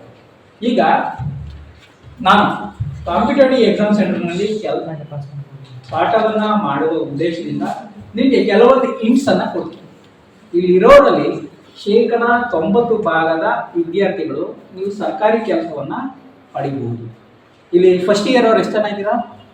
First year commerce or arts? Second year final year. ಈಗ ಮೊದಲು ನಮ್ಮ ಬಜೆಟ್ ಅನ್ನ ನೋಡೋಣ, ಆಯ್ತಾ? ನೀವು ತಿಂಗಳಿಗೆ 10,000 ರೂಪಾಯಿ ದುಡಿಯುವ ರೀತಿ ನೀವು ಒಂದು ಉದ್ಯೋಗವನ್ನ ಮಾಡಬೇಕು. ಆ ಉದ್ಯೋಗವನ್ನ ನೀವು ಎಲ್ಲಿ ತಗೊಳ್ತೀರಿ? ನಿಮ್ಗೆ ಈಗ ಓದ್ತಾ ಇದ್ದೀರಾ, ಉದ್ಯೋಗ ಯಾರು ಕೊಡೋದಿಲ್ಲ, ಕರೆಕ್ಟಾ? ಓದೋದಕ್ಕೆ ನಿಮ್ಮ ಮನೇಲಿ ಒತ್ತಡ ಇರ್ತದೆ. ನೀವು ಓದಿಲ್ಲ ಅಂತ ಹೇಳಿದ್ರೆ ನೆಕ್ಸ್ಟ್ ಇಯರ್ ಮದುವೆ ಮಾಡ್ತೀನಿ ಅಂತ ಒಂದು ಒತ್ತಡವನ್ನು ಕೂಡ ಹಾಕ್ತಾ ಇರ್ತೀವಿ. ಮತ್ತೊಂದ್ ಕಡೆ ನಿಮ್ಮ ಕುಟುಂಬದ ಆರ್ಥಿಕ ಪರಿಸ್ಥಿತಿ ಜರ್ಜರಿತ ಆಗ್ತಾ ಇರ್ತದೆ. ನಿಮಗೆ ಒಂದು ಕಡೆ ಕುಟುಂಬವನ್ನ ನೋಡಿ ಓದೋದಕ್ಕೆ ಮನಸ್ಸು ಬರೋದಿಲ್ಲ. ನಮ್ಮ ತಂದೆಗೆ ಆರ್ಥಿಕವಾಗಿ ಸಹಾಯವನ್ನ ಮಾಡಬೇಕು ಎಂಬ ಉದ್ದೇಶದಿಂದ ನೀವು ಮತ್ತೆ ಕೃಷಿ ಕಡೆ ಮುಖವನ್ನ ಮಾಡ್ತೀರ, ಇಲ್ಲ ಮತ್ತೊಬ್ಬರ ಹತ್ರ ಕೂಲಿಯ ಕೆಲಸಕ್ಕೆ ಹೋಗ್ತೀರ. ಈಗ ನಾನು 5ನೇ ತರಗತಿಯಿಂದ ಪೇಪರ್ ಅನ್ನ ಹಾಕ್ತಿದ್ದೆ. ಬೆಳಗ್ಗೆಯಲ್ಲಿ ನ್ಯೂಸ್ ಪೇಪರ್ ಅನ್ನ ಹಾಕ್ತಿದ್ದೆ. ನ್ಯೂಸ್ ಪೇಪರ್ ಹಾಕಿ ನನ್ನ ಎಜುಕೇಶನ್ ಅನ್ನ ಮುಗಿಸಿರೋದು. ಇದರ ಜೊತೆ ನನ್ನ ಡಿಗ್ರಿ ಮುಗಿದಾಗ ನಾನು ನೈಟ್ ವಾಚ್ಮನ್ ಆಗಿ ಕೂಡ ನನ್ನ ಕೆಲಸವನ್ನ ಮಾಡ್ತೀನಿ. ಸೊ ಇದಿಷ್ಟು ಒಂದು ಆರ್ಥಿಕತೆಗೆ, ನನ್ನ ಕುಟುಂಬದ ಆರ್ಥಿಕತೆಗೆ ಸಹಾಯಕವಾಗುವ ಉದ್ದೇಶದಿಂದ ನಾನು ಈ 2 ಕೆಲಸವನ್ನ ಮಾಡಿದೆ. ಆದರೆ ನನ್ನ ಭವಿಷ್ಯವನ್ನ ನಾನು ಮಾಡ್ತೇನೆ. ನನ್ನ ಕುಟುಂಬವನ್ನ ನಾನು ನೋಡಿದೆ, ನನ್ನ ಭವಿಷ್ಯವನ್ನ ನಾನು ಮಾಡ್ತೇನೆ. ನನ್ನ ಭವಿಷ್ಯವನ್ನ ನಾನು ನೋಡ್ಬೇಕಾದ್ರೆ ನನಗೆ 35 ವರ್ಷಗಳಾಗಿದೆ. ಆ 35 ವರ್ಷಗಳಾದ ನಂತರ ನಾನು ಯಾವುದೇ ಎಕ್ಸಾಮ್ ಅನ್ನ ಬರೆಯಲಿಕ್ಕೆ ಸಾಧ್ಯ ಇಲ್ಲ. ನಿಮಗೆ ಅತ್ಯುತ್ತಮವಾದಂತಹ ಭವಿಷ್ಯ ಇದೆ. 90% ಮಂದಿ ನೀವು ಸರ್ಕಾರಿ ಕೆಲಸವನ್ನ ಪಡಿಬಹುದು. ಸರ್ಕಾರಿ ಕೆಲಸ ಸಿಗದೇ ಇದ್ರೆ ಅತ್ಯುತ್ತಮವಾದಂತಹ ಖಾಸಗಿ ಸಂಸ್ಥೆಗಳಲ್ಲಿ ಕನಿಷ್ಠ 10ರಿಂದ 15 ಲಕ್ಷದವರೆಗೆ ಬರುವಂತಹ ಸಂಬಳ ಬರುವಂತಹ ವೇತನ ಬರುವಂತಹ ಹುದ್ದೆಯನ್ನ ನೀವು ನಿರ್ವಹಣೆ ಮಾಡಬಹುದು. ಆರ್ಟ್ಸ್ ಅವ್ರು ಹೆಂಗ್ ಮಾಡಕ್ ಸಾಧ್ಯ ಸರ್? ಆರ್ಟ್ಸ್ ಅವ್ರಿಗೆ 10ರಿಂದ 15 ಲಕ್ಷ ಹೆಂಗ್ ಕೊಡ್ತಾರೆ ಸರ್ ಸ್ಯಾಲ್ರಿ? ಕಾಮರ್ಸ್ ಅವ್ರಿಗೆ ಏನೋ ಕೊಡ್ತಾರೆ ಸರ್, ಯಾಕೆಂದ್ರೆ ಅವ್ರು ಲೆಕ್ಕ ಮಾಡ್ತಾರೆ, ಸಂಸ್ಥೆಗಳೇ ಆದಾಯ ಬರುತ್ತೆ, ಆದಾಯ ಬಂದ ತಕ್ಷಣ ಅವ್ರಿಗೆ ಸ್ಯಾಲ್ರಿ ಜಾಸ್ತಿ ಕೊಡ್ತಾರೆ ಅಂತ ಹೇಳಿ. ಆರ್ಟ್ಸ್ ಅವ್ರಿಗೆ ಹೆಂಗ್ ಬರುತ್ತೆ ಸರ್? ಆರ್ಟ್ಸ್ ಅವ್ರಿಗೂ ಕೂಡ ಅತ್ಯುತ್ತಮವಾದಂತಹ ವೇತನ ಇರುವಂತಹ ಕೆಲವೊಂದು ಹುದ್ದೆಗಳಲ್ಲಿ ನೀವು ಕೆಲಸವನ್ನ ಮಾಡಬಹುದು. ಉದಾಹರಣೆಗೆ HR ಅಂತ ಗೊತ್ತಾ? ಹ್ಯೂಮನ್ ರಿಸೋರ್ಸ್ ಪರ್ಸನ್ಸ್ ಅಂತ ಕರೀತಾರಲ್ವಾ. ಸೊ ನೀವು ಡಿಗ್ರಿಯಲ್ಲಿ ಓದಬೇಕಾದ್ರೆ ನೀವು ತೆಗೆದುಕೊಂಡಂತಹ ಸಬ್ಜೆಕ್ಟು ಮುಖ್ಯವಾಗಿರ್ತದೆ, ಮತ್ತೆ ನಿಮ್ಮ ಎಫರ್ಟ್ ಆ ಸಬ್ಜೆಕ್ಟ್ ಮೇಲೆ ಬಂದಿರುವಂತಹ ಹಿಡಿತ ನಿಮ್ಮ ಆರ್ಥಿಕ ಪರಿಸ್ಥಿತಿಯನ್ನ ಸುಧಾರಣೆ ಮಾಡುತ್ತೆ. ಈಗ ನಾನು 1 ಅವರ್ ನಾನು ಯಾವ್ದಾದ್ರು ಒಂದು ಇನ್ಸ್ಟಿಟ್ಯೂಟ್ ಹೋಗಿ ಪಾಠ ಮಾಡ್ತೀನಿ ಅಂದ್ರೆ ನನಗೆ 1 ಗಂಟೆಗೆ 1,000 ರೂಪಾಯಿಗಳ ರೆಮ್ಯುನರೇಷನ್ ಅನ್ನ ಕೊಡ್ತಾರೆ, ಅಂದ್ರೆ ಗೌರವಧನವನ್ನ ಕೊಡ್ತಾರೆ. ನಾನು ಒಂದು ದಿನಕ್ಕೆ 5 ಗಂಟೆಗಳ ಕಾಲ ಕೆಲಸ ಪಾಠವನ್ನ ಮಾಡಿದ್ರೆ ನನಗೆ ಎಷ್ಟು ಕೊಡ್ಬೋದು? ಹಾಗಾದ್ರೆ 5,000. ನಾನು ಓದಿದ್ದು ಏನು ಸಬ್ಜೆಕ್ಟು? ಆರ್ಟ್ಸ್ ಅಲ್ಲಿ ಒಂದು ಸಬ್ಜೆಕ್ಟು ಎಕನಾಮಿಕ್ಸ್ ಅಲ್ಲಿ ಒಂದು ಸಬ್ಜೆಕ್ಟು ಇಂಡಿಯನ್ ಎಕಾನಮಿ, ಅದರಲ್ಲಿ ಮತ್ತೊಂದು ಸ್ಟ್ಯಾಟಿಸ್ಟಿಕ್ಸ್. ನಾನು ಸ್ಟ್ಯಾಟಿಸ್ಟಿಕ್ಸ್ ಮಾಡ್ತೀನಿ ಮತ್ತೆ ಇಂಡಿಯನ್ ಎಕಾನಮಿ ಕ್ಲಾಸ್ ಕೂಡ ಮಾಡ್ತೀನಿ. ನನಗೆ ಸ್ಟ್ಯಾಟಿಸ್ಟಿಕ್ಸ್ ಯಾರು ಮಾಡ್ತೀನಿ ಅಂದ್ರೆ ಬ್ಯಾಂಕ್ ಎಕ್ಸಾಮ್ ಬರೆಯುವಂತಹ ಸ್ಟೂಡೆಂಟ್ಸ್ಗಳಿಗೆ ಸ್ಟ್ಯಾಟಿಸ್ಟಿಕ್ಸ್ ಮಾಡ್ತೀನಿ. ಕಾಂಪಿಟೇಟಿವ್ ಎಕ್ಸಾಮ್ ಅಂದ್ರೆ FDA SDA ಅಂತ ಹೇಳಿದ್ರು, KS ಅಂತ ಹೇಳಿದ್ರು, IAS ಎಕ್ಸಾಮ್ ಬರೆಯೋರು ಕೂಡ ನಾನು ಪಾಠವನ್ನ ಮಾಡ್ತೀನಿ. ಅದನ್ನೇ ನಾನು ಇಂಗ್ಲಿಷ್ ಮೀಡಿಯಂ ಅಲ್ಲಿ ಮಾಡಿದ್ರೆ 1 ಗಂಟೆಗೆ 2,000 ರೂಪಾಯಿಗಳ ರೆಮ್ಯುನರೇಷನ್ ಅನ್ನ ಕೊಡ್ತಾರೆ. ಇಲ್ಲಿ ಕಾಂಪಿಟೇಟಿವ್ ಎಕ್ಸಾಮ್ ಸೆಂಟರ್ಗಳಲ್ಲಿ. ಯಾಕೆಂತ ಹೇಳಿದ್ರೆ ನೀವು IAS ಎಕ್ಸಾಮ್ ನ ಬರೀತೀನಿ, ನಮಗೆ ಟ್ರೈನಿಂಗ್ ಬೇಕು ಅಂತ ಹೇಳಿದ್ರೆ ನೀವು ವಾರ್ಷಿಕವಾಗಿ 1,20,000 ರೂಪಾಯಿಗಳನ್ನ ಆ ಸಂಸ್ಥೆಗೆ ಕಟ್ಟಬೇಕಾಗುತ್ತೆ. ನಿಮ್ಮ ಮನೇಲಿ ಯಾವ್ದಾದ್ರು ಕಟ್ಟಕ್ಕೆ ಸಾಧ್ಯ ಇದೆಯಾ? ವರ್ಷಕ್ಕೆ ನಿಮ್ಗೆ ಅಲ್ಲಿ ಟ್ರೈನಿಂಗ್ ಕೊಡೋದು ಕೇವಲ 8 ಗಂಟೆಗಳ ಅವಧಿ, 8 ತಿಂಗಳು ಮಾತ್ರ. ಹಾಗಾದ್ರೆ ಸರ್ ಅವ್ರು ಅಷ್ಟೊಂದು ದುಡ್ಡು ತಗೊಂಡು ಟ್ರೈನಿಂಗ್ ತಗೊಂಡು IAS ಎಕ್ಸಾಮ್ ಪಾಸ್ ಮಾಡ್ತಾರೆ, ನಾವು ಮಾಡೋಕ್ಕಾಗುತ್ತಾ ಸರ್ ಅಂತ ನಿಮಗೆ ಆಲೋಚನೆ ಬಂದಿರ್ಬೋದು. ಆದರೆ ನೀವು ಖಂಡಿತವಾಗಿಯೂ ಸಿವಿಲ್ ಸರ್ವಿಸ್ ಅಂತ ಕರಿತೀವಿ ನಾವು ಆ ಎಕ್ಸಾಮ್ ಅನ್ನ. IAS ಎಕ್ಸಾಮ್ ಅನ್ನ ಸಿವಿಲ್ ಸರ್ವಿಸ್ ಅಂತ ನಾವು ಕರಿತೀವಿ. IAS ಎಕ್ಸಾಮ್ ಅನ್ನೋದು ಇಲ್ಲ. ಸಿವಿಲ್ ಸರ್ವಿಸ್ ಎಕ್ಸಾಮ್ ನಲ್ಲಿ ನೀವು ತೆಗೆದುಕೊಳ್ಳುವಂತಹ ರ್ಯಾಂಕಿನ ಆಧಾರದ ಮೇಲೆ ನಿಮಗೆ IAS, IPS, IRS, IRDS ಈ ತರದ ಹುದ್ದೆಗಳನ್ನ ಹಂಚಿಕೆ ಮಾಡ್ತಾರೆ. ಹಾಗಾದ್ರೆ ಕಾಮರ್ಸ್ ಮತ್ತೆ ಆರ್ಟ್ಸ್ ನವರು ಯಾವ ರೀತಿ ಅಧ್ಯಯನವನ್ನ ಮಾಡಬೇಕು, ಅದರ ಜೊತೆ ಅಧ್ಯಯನದ ಜೊತೆ ನಾವು ಯಾವ ರೀತಿ ಸಂಪಾದನೆಯನ್ನ ಮಾಡಬಹುದು. ಒಂದ್ ಕಡೆ ಅಧ್ಯಯನ ಮಾಡಬೇಕು, ಒಂದ್ ಕಡೆ ನಮ್ಮ ಕುಟುಂಬದ ಆರ್ಥಿಕ ಪರಿಸ್ಥಿತಿಯನ್ನ ನೋಡಿ ನಾವು ಸಂಪಾದನೆಯನ್ನು ಕೂಡ ಮಾಡಬೇಕು. ನಿಮ್ಗೆ ಇಲ್ಲಿ ಎಷ್ಟು ಜನ ಬಡವ ಮಕ್ಕಳಿದ್ದೀರಾ? ಪೇಪರ್ ಎಷ್ಟು ಜನ ಹಾಕ್ತೀರಾ? ನ್ಯೂಸ್ ಪೇಪರ್ ಮನೆಗೆ ನ್ಯೂಸ್ ಪೇಪರ್ ಎಷ್ಟು ಜನ ಹಾಕ್ತೀರಾ? ಯಾರಿಲ್ಲ ಅಲ್ವಾ? ಒಬ್ಬ ವ್ಯಕ್ತಿ 100 ನ್ಯೂಸ್ ಪೇಪರ್ ಅನ್ನ ಪ್ರತಿನಿತ್ಯ ಹಾಕಿದ್ರೆ ಆತನಿಗೆ ಒಂದು ದಿನಕ್ಕೆ 250 ರೂಪಾಯಿಗಳ ಗೌರವಧನ ಸಿಗುತ್ತೆ. ಅದು ಕಮಿಷನ್ ಲೆಕ್ಕದಲ್ಲಿ ಅವ್ರಿಗೆ ಸಿಗುತ್ತೆ.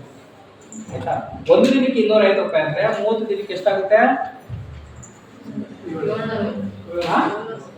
30 ದಿನಕ್ಕೆ 7,500 ಆಗುತ್ತೆ. ಆ 7,500 ನಿಮ್ಮ ಅಧ್ಯಯನದ ಜೊತೆಗೆ ನಿಮ್ಮ ಆರ್ಥಿಕ ಪರಿಸ್ಥಿತಿಯನ್ನ ಸುಧಾರಣೆ ಮಾಡೋದಕ್ಕೂ ಕೂಡ ಸಾಧ್ಯ ಆಗುತ್ತೆ. ಇದರ ಜೊತೆ ಕೆಲವರು ಈ ಸಣ್ಣ ಪುಟ್ಟ ಕೆಲಸವನ್ನ ಅಂದ್ರೆ ಮನೆಯಲ್ಲಿ ಕರಕುಶಲ ಕೆಲಸವನ್ನು ಕೂಡ ಮಾಡಬಹುದು. ಸರ್ ಈ ಕರಕುಶಲ ಕೆಲಸವನ್ನು ಮಾಡ್ಕೊಂಡು ಪೇಪರ್ನು ಹಾಕೊಂಡು ಎಕ್ಸಾಮ್ನ ಯಾವ ರೀತಿ ಸರ್ ಓದೋದು ಅಂತ ನೀವು ಪ್ರಶ್ನೆ ಮಾಡೋದು. ಒಂದು ದಿನಕ್ಕೆ ಎಷ್ಟು ಗಂಟೆ ಟೈಮ್ ಇದೆ? 24 ಗಂಟೆ ಟೈಮ್. ಅದನ್ನ 3 ಭಾಗ ಮಾಡಿದ್ವಿ. ಒಂದೊಂದು ಭಾಗಕ್ಕೆ ಎಷ್ಟು ಗಂಟೆ ಟೈಮ್ ಸಿಕ್ತು?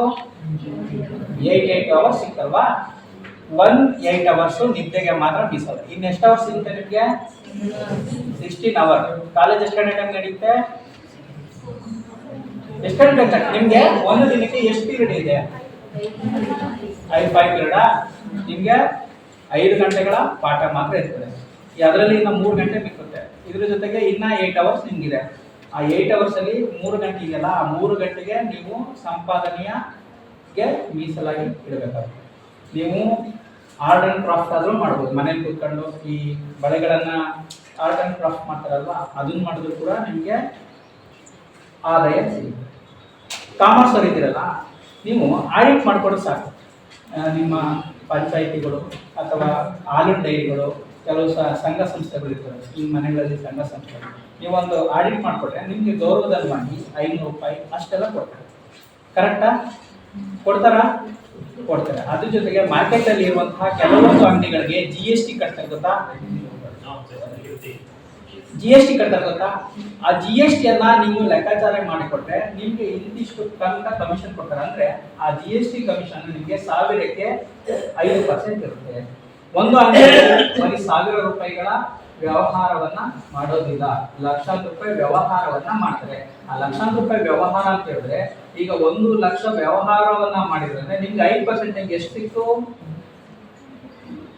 ಎಷ್ಟು ಸಿಕ್ತು? ಈಗ 100 ರೂಪಾಯಿಗೆ 5 ರೂಪಾಯಿ ಸಿಗುತ್ತೆ ಅಂದ್ರೆ 1 ಲಕ್ಷಕ್ಕೆ ಎಷ್ಟು ಸಿಗುತ್ತೆ? ಸೊ ನಿಮ್ಗೆ ಆದಾಯದ ಮೂಲ ನಿಮ್ಮಲ್ಲೇ ಇದೆ, ನೀವು ಅದನ್ನ ಹುಡುಕಿಕೊಳ್ಳಬೇಕು. ಆಯ್ತಾ? ಈಗ ನಾವು ಎಕಾನಮಿಯನ್ನ 3 ಸೆಕ್ಟರ್ ಮಾಡ್ತೀವಿ ಗೊತ್ತಲ್ವಾ? 3 ಸೆಕ್ಟರ್ ಗೊತ್ತಾ? 3 ವಲಯಗಳಂತ ಕರಿತೀವಿ. ಪ್ರಾಥಮಿಕ ವಲಯ, ದ್ವಿತೀಯ ವಲಯ, ತೃತೀಯ ವಲಯ. ಮತ್ತೊಂದು ವಲಯ ಬಂದಿದೆ ಗೊತ್ತಾ? 4ನೇ ವಲಯನೂ ಒಂದಿದೆ, 4th ಸೆಕ್ಟರ್ ಅಂತ ಒಂದಿದೆ. ಎಕನಾಮಿಕ್ಸ್ ಲೆಕ್ಚರ್ ಗೊತ್ತಿದೆ. ಸೊ ನಿಮ್ಗೆ ಎಕ್ಸಾಮ್ ದೃಷ್ಟಿಯಿಂದ ನಿಮ್ಗೆ ಅದರ ಅವಶ್ಯಕತೆ ಇಲ್ಲ. ಆದರೆ ನಿಮ್ಮ ಸಂಪಾದನೆಯ ದೃಷ್ಟಿಯಿಂದ ನೀವು 4th ಸೆಕ್ಟರ್ ಅನ್ನ ನೀವು ತಿಳ್ಕೊಳ್ಳೇಬೇಕು. ಈ 4th ಸೆಕ್ಟರ್ ಅಂದ್ರೆ ಸರ್ವಿಸ್ ಸೆಕ್ಟರ್ ಅಲ್ಲೇ ಸರ್ವಿಸ್ ಮಾಡುವಂತ ಸರ್ವಿಸ್ ಸೆಕ್ಟರ್. ಈ BPO ಗೊತ್ತಲ್ವಾ ನಿಮ್ಗೆ? BPO ಗೊತ್ತಾ? ಕಾಲ್ ಸೆಂಟರ್ ಅಂತ ಗೊತ್ತಾ? ಅಂದ್ರೆ ಫೋನ್ ಮಾಡಿ ಮಾಡೋದಂತ. ನೀವು ಅದನ್ನ ಮಾಡಿದ್ರೆ ನಿಮ್ಗೆ ಟಾರ್ಗೆಟ್ ಕೊಡ್ತಾರೆ. ಆ ಟಾರ್ಗೆಟ್ ಅನ್ನ ರೀಚ್ ಮಾಡಿದ್ರೆ ತಿಂಗಳಿಗೆ 20,000 ರೂಪಾಯಿ ಸಂಪಾದನೆ ಮಾಡ್ಬೋದು. ಇದು ನಮ್ಮ ಕುಟುಂಬದ, ನೀವು ಓದುವಂತ ಸಂದರ್ಭದಲ್ಲೇ ನಮ್ಮ ಕುಟುಂಬದ ಆದಾಯವನ್ನ ನಾವೇ ದುಡಿದು ನಾವೇ ಸೇವ್ ಮಾಡುವಂತಹ ಒಂದು ಪರಿಸ್ಥಿತಿ. ಈಗ ನಾವು ಒಂದು ಬಜೆಟ್ ಅನ್ನ, ಈಗ 7ನೇ ತಾರೀಕು ನಾಳೆ ಅಲ್ಲ, ಕರ್ನಾಟಕ ಸರ್ಕಾರ ಒಂದು ಬಜೆಟ್ ಅನ್ನ ಮಾಡ್ತೇವೆ ಅಲ್ವಾ? ಈ ಬಜೆಟ್ ಅನ್ನ ನಿರ್ಧಾರ ಮಾಡೋದಕ್ಕೂ ಕೆಲವೊಂದು ಸೂತ್ರಗಳಿವೆ. 50-30-20 ಅನ್ನೋ ಒಂದು ಸೂತ್ರವನ್ನ ಮಾಡ್ತಾರೆ. ಈಗ ನಾನು 10,000 ರೂಪಾಯಿ ನಾನು ದುಡಿತೀನಿ ಅಂತ ಹೇಳಿದ್ರೆ ಅದರಲ್ಲಿ 50% ಹಣವನ್ನ ವೆಚ್ಚ ಮಾಡಬೇಕು, 30% ಹಣವನ್ನ ಅಂದ್ರೆ ನಮಗೆ ತುಂಬಾ ಸಡನ್ ಆಗಿ ರೋಗಗಳು ಬಂದಂತ ಸಂದರ್ಭದಲ್ಲಿ, ಆಕ್ಸಿಡೆಂಟ್ ಬಂದಂತ ಸಂದರ್ಭದಲ್ಲಿ ವೆಚ್ಚ ಮಾಡುವಂತಹ ಹಣ ಅಂತ ಹೇಳ್ತೀವಲ್ಲ, ಅದನ್ನ 30% ಇಟ್ಟಿರ್ತೀವಿ. ಇನ್ನು 20% ಹಣವನ್ನ ನಾವು ಉಳಿತಾಯವಾಗಿ ರೂಪಿಸ್ತೀವಿ. ಆಯ್ತಾ? ಈ ಉಳಿತಾಯವಾಗಿ ರೂಪಿಸೋದ್ರಿಂದ ನಮ್ಮ ಆರ್ಥಿಕ ಪರಿಸ್ಥಿತಿ ಸುಧಾರಣೆ ಆಗುತ್ತೆ, ನಮ್ಮ ಕುಟುಂಬದ ಆರ್ಥಿಕ ಪರಿಸ್ಥಿತಿನೂ ಕೂಡ ಸುಧಾರಣೆ ಆಗುತ್ತೆ. ಹಾಗಾದ್ರೆ ಈಗ ಮತ್ತೊಂದು ವ್ಯವಸ್ಥೆಯಿಂದ ನಾವು ಬರೋಣ. ಈಗ ಅದು ಒಂದು ಬಜೆಟ್ನ ಪರಿಸ್ಥಿತಿ. ಈಗ ನಾವು ಎಲ್ಲ ನಾವು ಟ್ಯಾಕ್ಸ್ ಕಟ್ತೀವಲ್ವಾ? ಟ್ಯಾಕ್ಸ್ ಅಲ್ಲಿ ಎಷ್ಟು ವಿಧಗಳಿವೆ ಅಂತ ಗೊತ್ತಾ ನಿಮ್ಗೆ? ಯಾವ್ದಪ್ಪ? Direct tax, indirect tax. ಆಯ್ತಾ? ಅದ್ರ ಜೊತೆಗೆ ಇನ್ಕಮ್ ಟ್ಯಾಕ್ಸ್ ಕೂಡ ಕಟ್ತೀವಿ. ಆಯ್ತಾ? ಸೆಸ್ ಕೂಡ, ಸೆಸ್ ಗೊತ್ತಾ ನಿಮ್ಗೆ? ಸೆಸ್ ಅಂತಾರೆ ಗೊತ್ತಾ ನಿಮ್ಗೆ? Education cess. ಈಗ ನಿಮ್ ಗ್ರಾಮ ಪಂಚಾಯತಿನಲ್ಲಿ 3 ರೀತಿಯ ಸೆಸ್ ಅನ್ನ ಕಲೆಕ್ಟ್ ಮಾಡ್ತಾರೆ. ಒಂದು ಶಿಕ್ಷಕರ ಸೆಸ್ ಅಂತ ಕಲೆಕ್ಟ್ ಮಾಡ್ತಾರೆ.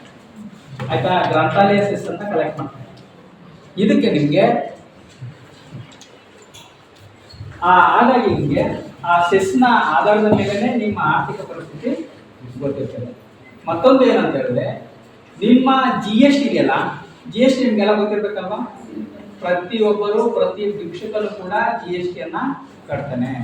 ಆ GST ಅನ್ನ ನಾವು 4 ಭಾಗಗಳಾಗಿ ನೋಡ್ತೀವಿ. SGST, IGST, ಇನ್ನೊಂದು UGST. ಇವೆಲ್ಲ ಗೊತ್ತಲ್ವಾ ನಿಮ್ಗೆ? ಕಾಮರ್ಸ್ ಗೊತ್ತು, ಆರ್ಟ್ಸ್ ಗೊತ್ತಾ? ಸೊ ಇದು GST ಲೆಕ್ಕಾಚಾರ. SGST ಅಂದ್ರೆ ಸ್ಟೇಟ್ GST. ಅಂದ್ರೆ 100 ರೂಪಾಯಿ ನಾವು GST ಕಟ್ಟಿದ್ರೆ ಅದ್ರಲ್ಲಿ 50 ರೂಪಾಯಿ ನಾವು ಸ್ಟೇಟ್ GST ಅಂತ ಕಟ್ಟಿರ್ತೀವಿ, 50 ರೂಪಾಯಿನ ಸೆಂಟ್ರಲ್ GST ಅಂತ ಕಟ್ಟಿರ್ತೀವಿ. ಈ CGST ಮತ್ತೆ SGST ನೀವು ಸ್ಟೇಟ್ ಅಲ್ಲಿ ಇರೋರು ಗೊತ್ತು. IGST ಅಂದ್ರೆ ಇಂಟರ್ ಸ್ಟೇಟ್ ವ್ಯಾಪಾರ ಆಗುತ್ತಲ್ಲ, ಅದಕ್ಕೆ IGST ಅಂತ ಕರಿತೀವಿ. UGST ಅಂದ್ರೆ ಕೇಂದ್ರಾಡಳಿತ ಪ್ರದೇಶದಲ್ಲಿ ಹಾಕುವಂತಹ GST. ಇದನ್ನ ಈ ತರ ನಾವು ಕರಿತೀವಿ. ಮತ್ತೆ ನಮ್ಗೆ ಹಣನ ಕೇಂದ್ರ ಸರ್ಕಾರ ಹಂಚಿಕೆ ಮಾಡುತ್ತೆ. ಕೇಂದ್ರ ಸರ್ಕಾರ ಹಂಚಿಕೆ ಮಾಡೋದು ಯಾವ ಮಾದರಿಯಲ್ಲಿ ಅಂದ್ರೆ, ನಿಮ್ಮೊಂದು ಉದಾಹರಣೆ ಹೇಳಿದ್ರೆ, ನಿಮ್ಮ ಮನೆಯಲ್ಲಿ ನಿಮ್ಮ ತಂದೆ ನಿಮ್ಮ ತಂದೆಗೆ 5 ಜನ ಮಕ್ಕಳಿರ್ತಾರೆ ಅಂತ ಅನ್ಕೊಳ್ಳಿ. ಆ 5 ಜನದಲ್ಲಿ ಎಲ್ಲರೂ ಕೂಡ ಸಂಪಾದನೆ ಮಾಡಿ ತಗೊಂಡು ಬಂದು ನಿಮ್ಮ ತಂದೆ ಕೈಲಿ ಕೊಡ್ತಾರೆ. ಹೌದಾ?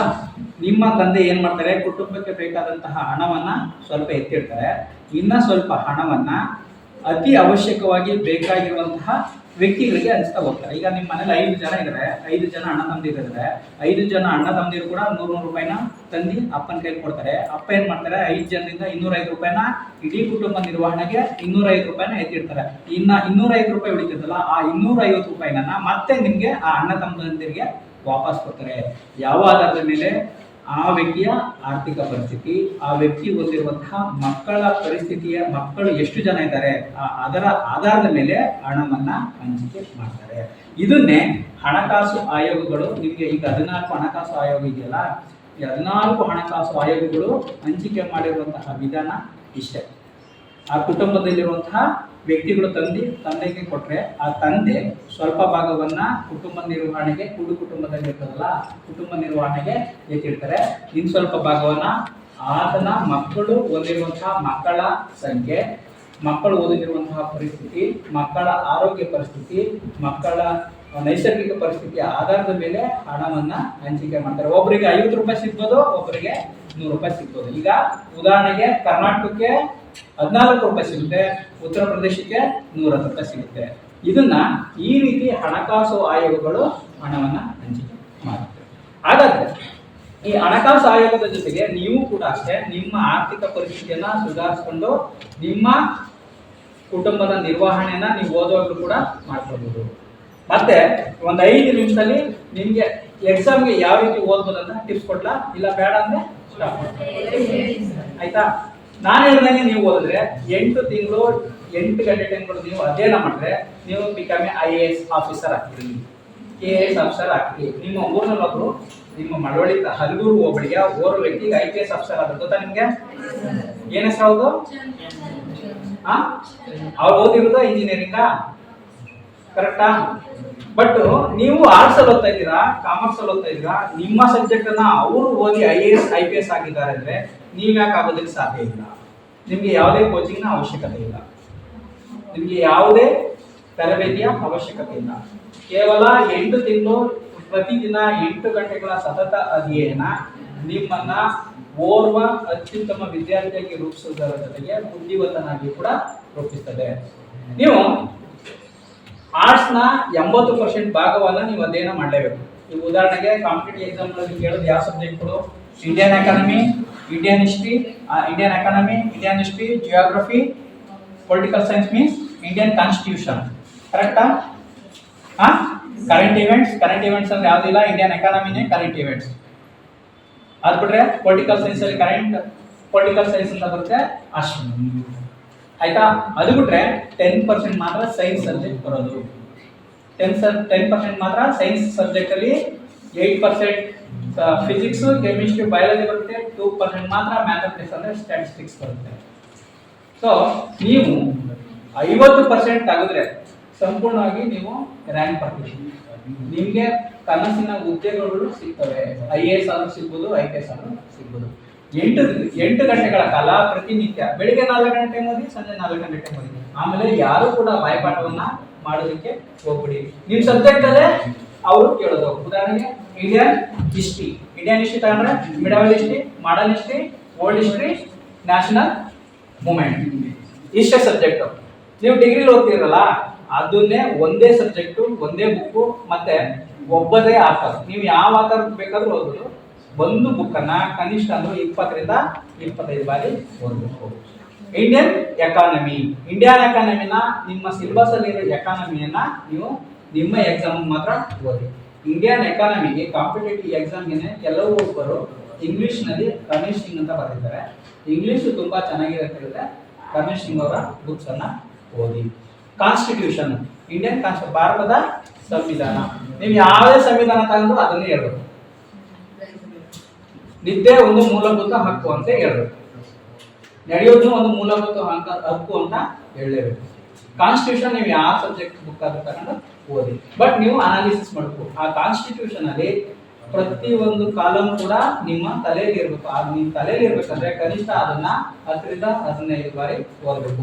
ಜಿಯೋಗ್ರಫಿ ರಂಗನಾಥ್ ಅವರು ಫಿಸಿಕಲ್ ಜಿಯೋಗ್ರಫಿ ಮತ್ತೆ ಇಂಡಿಯನ್ ಜಿಯೋಗ್ರಫಿ ಅಂತ 2 ಬುಕ್ಸ್ ಬರೆದಿದ್ದಾರೆ, ಅದನ್ನ ಓದಿ ಸಾಕು. ಅಂದ್ರೆ ಪ್ರತಿಯೊಂದು ಬುಕ್ ಅನ್ನ ಕನಿಷ್ಠ 10ರಿಂದ 15 ಬಾರಿ ಓದಬೇಕು. ಯಾರು ಕೂಡ ಬಾಯ್ಪಾಠವನ್ನ ಮಾಡಬೇಡಿ. ಆಟೋಮೆಟಿಕಲಿ ನಿಮ್ಗೆ ಆ ಪ್ರಶ್ನೆಗಳಿಗೆ ಉತ್ತರ ನಿಮ್ಮ ತಲೆಯಲ್ಲಿ ಹೊಡಿತವೆ. ಮತ್ತೆ 100 ಪದಗಳಲ್ಲಿ ಉತ್ತರವನ್ನ ಬರೀರಿ ಅಂತ ಹೇಳಿದ್ರೆ 100 ಪದದಲ್ಲೇ ಉತ್ತರವನ್ನ ಬರೀಬೇಕು. ಒಂದು ಬಾಕ್ಸ್ ಕೊಡ್ತಾರೆ, ಆ ಬಾಕ್ಸ್ ಒಳಗಡೆ ಆ ಪ್ರಶ್ನೆಗೆ ಉತ್ತರ ಇರಬೇಕು. ಆ ಬಾಕ್ಸ್ ಇಂದ ಹೊರಗಡೆ ಉತ್ತರ ಹೋಯ್ತು ಅಂತ ಹೇಳಿದ್ರೆ ನಿಮ್ಮ ಅಂಕಗಳು ಕಟ್ ಆಗ್ತವೆ. ನೀವು ಡಿಗ್ರಿನಲ್ಲಿ ಬರೆಯುವಂತಹ ಉತ್ತರಗಳೇ ಬೇರೆ, ಕಾಂಪಿಟೇಟಿವ್ ಎಕ್ಸಾಮ್ಗಳಲ್ಲಿ ಬರೆಯುವಂತಹ ಉತ್ತರಗಳೇ ಬೇರೆ. ನೀವು ಏನು ಡಿಗ್ರಿ ಎಕ್ಸಾಮ್ಗಳಲ್ಲಿ 5 ಪೇಜ್ ಬರೀತೀರಾ, ಆ 5 ಪೇಜ್ ಅನ್ನ ಕೇವಲ 50 ಪದಗಳಲ್ಲಿ ಬರೀಬೇಕು. ನೀವೇನು 6 ಪೇಜ್ ಬರೀತೀರಾ ಅದನ್ನ ಕೇವಲ 100 ಪದಗಳಲ್ಲಿ ಮಾತ್ರ ಬರೀಬೇಕು. ಮತ್ತೆ ನೀವು UPSC ಅಥವಾ KPSC ಸಿವಿಲ್ ಸರ್ವಿಸ್ ಎಕ್ಸಾಮ್ಗಳಲ್ಲಿ 51% ಅಂಕವನ್ನ ಪಡೆದರೆ ನೀವು ಫಸ್ಟ್ ರ್ಯಾಂಕ್ ಬರ್ತೀರಿ. ನೀವು ಫಸ್ಟ್ ರ್ಯಾಂಕ್ ಬರ್ತೀರಿ ಹೇಳಿದ್ರೆ ನೀವು IAS ಆಫೀಸರ್ ಆದ್ರೂ ಆಗ್ಬೋದು, IFS ಆಫೀಸರ್ ಆದ್ರೂ ಕೂಡ ಆಗ್ಬೋದು, IPS ಆಫೀಸರ್ ಕೂಡ ಆಗ್ಬೋದು. ಅಂದ್ರೆ ಪ್ರತಿದಿನ 8 ಗಂಟೆಗಳ ಸತತ ಅಧ್ಯಯನ ಮುಖ್ಯ. ಅಂದ್ರೆ ಅದ್ರ ಜೊತೆಗೆ ನೀವು ಯಾರು ಕೂಡ ಬಾಯ್ಪಾಠ ಮಾಡೋ ಅವಶ್ಯಕತೆ ಇಲ್ಲ. ಒಂದು ಬುಕ್ ಅನ್ನ ಸತತವಾಗಿ 10 ಬಾರಿ ನೀವು ಓದಿದರೆ ಇಂತೆ ಪುಟದಲ್ಲಿ ಇಂತೆಯ ಪ್ರಶ್ನೆಗೆ ಇಂತರ ಉತ್ತರ ಸಿಗುತ್ತೆ ಅಂತ ಹೇಳಿ ನಿಮ್ಮ ತಲೆಗೆ ಬರುತ್ತೆ. ಇದು ಅಧ್ಯಯನದ ಸೀಕ್ರೆಟ್ ಅಷ್ಟೇ, ಏನಿಲ್ಲ. ನೀವು ಇದನ್ನ ಫಾಲೋ ಮಾಡ್ಕೊಂಡ್ರೆ ನೀವು IAS ಆಫೀಸರ್ ಆಗ್ಬೋದು ಅಥವಾ ಖಾಸಗಿ ಸಂಸ್ಥೆಗಳಲ್ಲಿ ಅತ್ಯುತ್ತಮವಾದಂತಹ ಉನ್ನತ ಹುದ್ದೆಗಳನ್ನು ಬೇಕಾದ್ರೂ ಕೂಡ ಹೋಗ್ಬೋದು. ಇದಿಷ್ಟು ಒಂದು ನಾವು ಆರ್ಥಿಕ ಮೂಲವನ್ನ ನಾವು ಯಾವ ರೀತಿ ಸದೃಢ ಮಾಡ್ಕೊಳ್ಬಹುದು ಅಂತ ಒಂದು ಮಾಹಿತಿ. ಇದರ ಜೊತೆಗೆ ನಿಮ್ಮ ಕಾಂಪಿಟೇಟಿವ್ ಎಕ್ಸಾಮ್ಗಳಿಗೂ ಕೂಡ ಓದುವಂತಹ ಮಾಹಿತಿ. ನಿಮ್ಗೆ ಇನ್ನೂ ಹೆಚ್ಚಿನ ಮಾಹಿತಿ ಬೇಕು ಅಂತ ಹೇಳಿದ್ರೆ ಯಾವುದಾದ್ರೂ ಒಂದು ವೆಬ್ಸೈಟ್ಗೆ ಹೋಗಿ ನೀವು ಅದ್ರ ಬಗ್ಗೆ ತಿಳ್ಕೊಳ್ಬಹುದು. ಧನ್ಯವಾದಗಳು. ನಿಮಗೂ ಧನ್ಯವಾದಗಳು. ಮತ್ತೆ ಪ್ರಿನ್ಸಿಪಾಲ್ ಸರ್ಗೆ, ಮೇಡಮ್ ಸರ್ಗೆ ಎಲ್ಲರಿಗೂ ಕೂಡ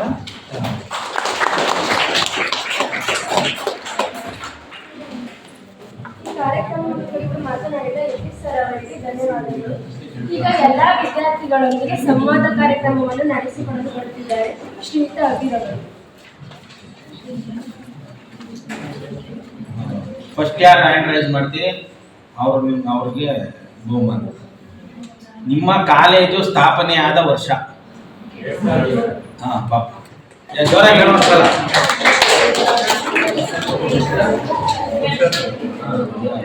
ಯಾವ ವರ್ಷ? 2007. ಗೊತ್ತಿತ್ತಾ?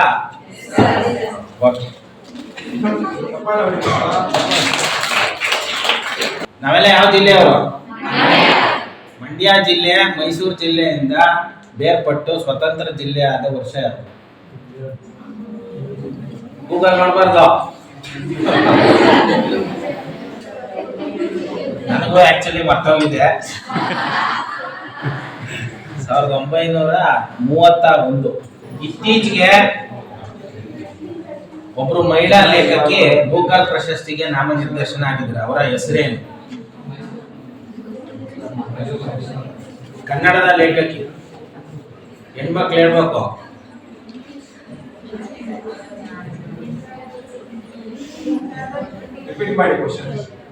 ಬೂಕರ್ ಪ್ರಶಸ್ತಿಗೆ ನಾಮನಿರ್ದೇಶನ ಆಗಿದೆ ಕನ್ನಡದ ಲೇಖಕಿ ಒಬ್ಬರು. ಇತ್ತೀಚೆಗೆ ಜಸ್ಟ್ ಕರೆಂಟ್ ಇವೆಂಟ್ ಅದು.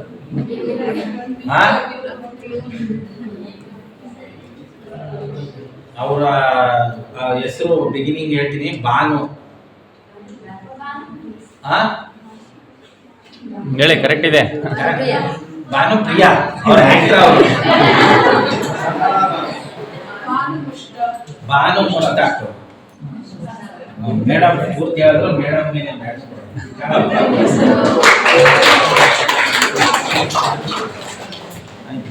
ಸಂವಿಧಾನ ಜಾರಿಗೆ ಬಂದಾಗ ಅಂದ್ರೆ 1950ರಲ್ಲಿ ಮತ ಚಲಾಯಿಸುವ ಹಕ್ಕು ಅದು ಎಷ್ಟು ವಯೋಮಿತಿ ಇತ್ತು? ಕೈ ಎತ್ತಿ ಹೇಳ್ಬೇಕು. ಜೋರ ಒಂದ್ಸಲ ಹೇಳ. ಎಷ್ಟು ವರ್ಷ ಇತ್ತು? ಸಂವಿಧಾನ ಜಾರಿಯಾದಾಗ ಯಾರಾದ್ರೂ ವೋಟ್ ಹಾಕ್ಬೇಕು ಅಂತಂದ್ರೆ 21 ವರ್ಷ ವಯಸ್ಸಾಗಿರ್ಬೇಕಿತ್ತು. ಆಮೇಲೆ ಅದನ್ನ ರಾಜೀವ್ ಗಾಂಧಿ ಪೀರಿಯಡ್ ಅಲ್ಲಿ ತಿದ್ದುಪಡಿ ಮಾಡಿ ಚೈಲ್ಡ್ಗಳೆಲ್ಲ ವೋಟ್ ಹಾಕ್ಬೋದಂತ 18ನೇ ವಯಸ್ಸಿಗೆ ಕೊಟ್ಬಿಟ್ರು. ಈಗ ಅತಿ ಹೆಚ್ಚು ಎಜುಕೇಶನ್ ಡ್ರಾಪ್ ಔಟ್ ಆಯ್ತಿರೋದು ಈ ಎಲೆಕ್ಷನ್ಗಳಿಂದ. ಈ ಎಲೆಕ್ಷನ್ ಸಂದರ್ಭದಲ್ಲಿ ಅವ್ರಿಗೆ ಅಣ್ಣ ಹಂಗೆ ಜೈ, ಅಕ್ಕಂಗೆ ಜೈ ಅನ್ನೋ ಹುಡುಗರನ್ನ ಹುಡುಗಿರನ್ನ ಎಲ್ಲರನ್ನೂ ಎಲೆಕ್ಷನ್ಗೆಲ್ಲ ಬಳಸಿ, ಅದರಲ್ಲಿ ಎಸ್ಪೆಷಲಿ ಗಂಡು ಮಕ್ಕಳನ್ನಂತೂ ಆಳಗೆಡವಿ ಅವರು ಎಜುಕೇಶನ್ PUC ಗೆ ಬಿಟ್ಬಿಡೋದು, ಫಸ್ಟ್ ಇಯರ್ ಡಿಗ್ರಿಗೆ ಬಿಟ್ಬಿಡೋದು, ಈ ರೀತಿ ಆಗಿದೆ.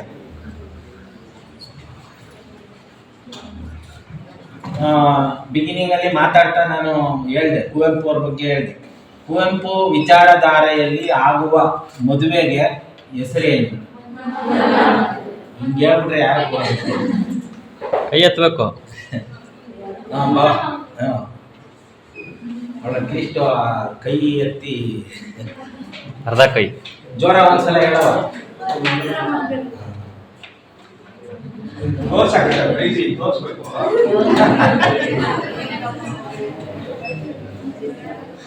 ಮೈಸೂರು ರಾಜ್ಯಕ್ಕೆ ಕರ್ನಾಟಕ ಅಂತ ಹೆಸರು ಬಂದ ವರ್ಷ? ಹ್ಯಾಂಡ್ ರೈಸ್ ಮಾಡಿದ್ರು ಹೇಳವ. 56ರಲ್ಲಿ ಏಕೀಕರಣ ಆಗಿತ್ತು. 70 ಹತ್ತಿರದಲ್ಲಿದ್ದೀರಾ? ಕೈ ಎತ್ಬಿಟ್ಟು ಹೇಳ್ಬೇಕು. 1973. ಯಾರು ಅವಾಗ ಮುಖ್ಯಮಂತ್ರಿ ಯಾರಾಗಿದ್ರು?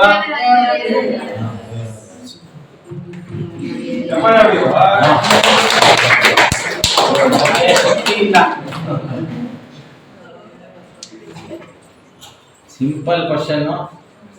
ವ್ಯಾಟ್ ಫುಲ್ ಫಾರ್ಮ್ ಏನು? VAT spelling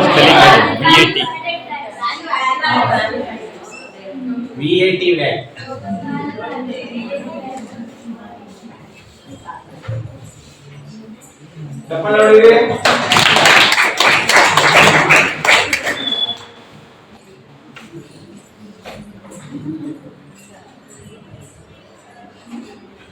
GST full form question ಮುಗ್ದಿಲ್ಲ ಇನ್ನ. GST ಫುಲ್ ಫಾರ್ಮ್ ಕನ್ನಡದಲ್ಲಿ ಹೇಳಿ.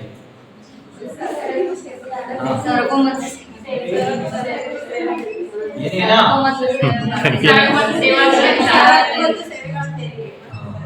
ಆಯ್ತು, ಇಬ್ರು ಬಂದ್ರ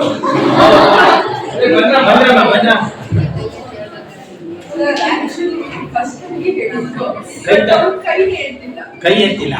ಆಯ್ತು, 3 ಜನ ಆಯ್ತು. 3 ಬ್ಯಾಟ್ ಇತ್ತು, 3 ಬ್ಯಾಟ್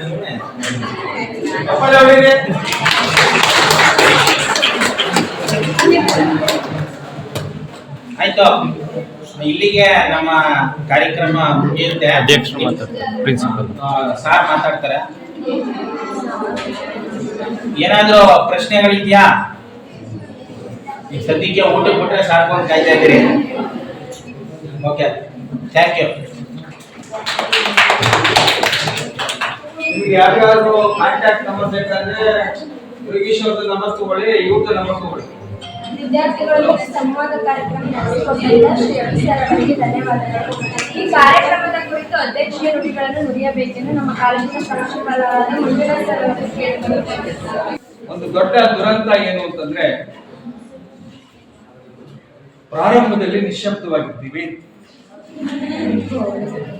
ಆದ್ರೆ ಮುಕ್ತಾಯ ಹಂತದಲ್ಲಿ ನಮ್ಮ ಐಡೆಂಟಿಟಿಯನ್ನ ನಾವು ಬಿಟ್ಟು ಏನು ಮಾಡ್ಲಿಕ್ಕಾಗೋದಿಲ್ಲ. ಆ ಗಲಾಟ ನಮ್ಮ ಸಂಕೇತ. ಕಾರ್ಯಕ್ರಮದ ವೇದಿಕೆಯಲ್ಲಿ ಆಸೀನರಾಗಿರುವಂತಹ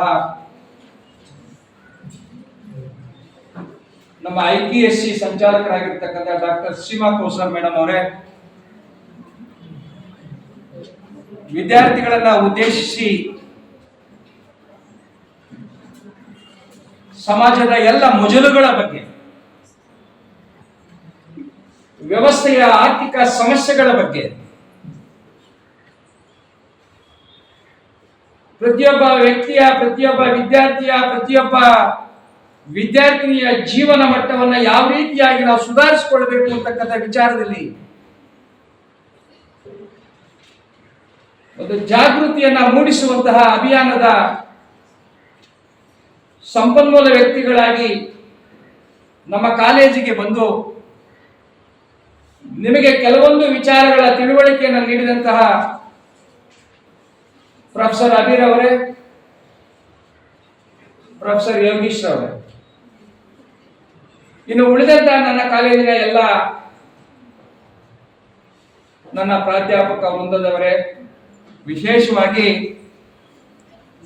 ಒಳಗಡೆ ಹಸಿವಿದ್ರೂ ಕೂಡ ಮೇಲ್ಗಡೆ ಸ್ಮೈಲ್ ಫೇಸ್ ಅನ್ನು ಕೊಡ್ತಾ ಇರ್ತಕ್ಕಂಥ ನನ್ನ ಅಕ್ಕರೆಯ ಸಕ್ಕರೆಯ ವಿದ್ಯಾರ್ಥಿ ನನಗೆ ಬಹಳ ಖುಷಿ ಆಯ್ತು. ಏನ್ ಸರ್ ಖುಷಿ ಅಂತೇಳಿ ನೀವು ಕೇಳ್ಬೋದು. 1:30 ಆದ್ರೂ ಕೂಡ ಸರ್ ಸಾಕು ಅಂತ ನೀವು ಹೇಳಿಲ್ಲ, ಅದು ದೊಡ್ಡ ಖುಷಿ ನನಗೆ. ಅದಕ್ಕೆ ನಾನು ಲಾಸ್ಟ್ ಚಾನ್ಸ್ ನಾನ್ ತಗೊಂಡಿದ್ದೆ, ಅಧ್ಯಕ್ಷರ ಭಾಷಣ ಮಾಡಿ ಮುಗಿಸ್ಬಿಟ್ಟು ಮುಂದೆ ಹೋಗೋಣ ಅಂತ. ಇಲ್ಲಿವರೆಗೂ ನಾವು ಏನು ನಮಗೆ ತಿಳುವಳಿಕೆಯನ್ನ ಕೊಟ್ಟರು, ಯಾವ ವಿಚಾರಗಳನ್ನ ನಾವು ಇವತ್ತು ಕಲ್ತಿದ್ದೇವೆ ಅಂತಕ್ಕಂಥ ವಿಚಾರವನ್ನ ನೀವು ಮನೆಗೆ ಹೋದ್ಮೇಲೆ ಒಂದು ಸ್ವಲ್ಪ ಪುನರಾವರ್ತನೆಯನ್ನ ಮಾಡ್ಕೊಳ್ಬೇಕು, ರಿವಿಷನ್ ಅನ್ನ ಮಾಡ್ಕೊಳ್ಬೇಕು. ಡಿಗ್ರಿ ಮುಗಿದ ತಕ್ಷಣ ಜೀವನದಲ್ಲಿ ಒಂದು ಹೆಜ್ಜೆಯನ್ನು ನಾವು ಇಡ್ತೀವಿ. ಹೈಯರ್ ಎಜುಕೇಶನ್ ಹೋಗೋವರು ಕೂಡ ಅದು ಕೂಡ ಜೀವನದ ಒಂದು ಸವಾಲು. ಸೊ ಆ ಸವಾಲಿನ ಮೆಟ್ಟಲುಗಳು ಯಾವ ರೀತಿಯಾಗಿರುತ್ತೆ ಅನ್ನೋದ್ರ ಬಗ್ಗೆ ನಾವು ಗಮನ ಹರಿಸಬೇಕು.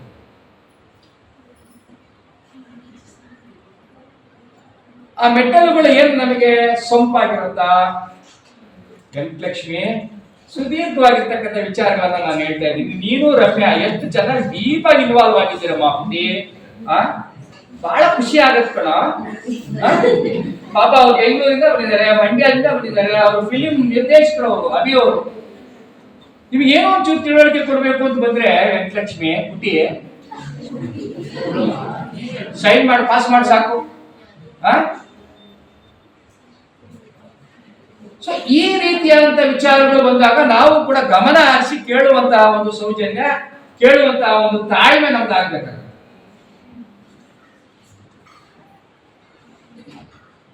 ಇವತ್ತು ಅವ್ರು ಕೇಳಿರ್ತಕ್ಕಂಥ ಪ್ರಶ್ನೆಗಳಿಗೆ ಉತ್ತರವನ್ನ ಕೊಟ್ಟವರು ಎಷ್ಟು ಚುರುಕಾಗಿದ್ದಾರೆ ಅಂತಕ್ಕಂಥ ವಿಚಾರ ಅವ್ರ ಗಮನಕ್ಕೆ ಬಂತು.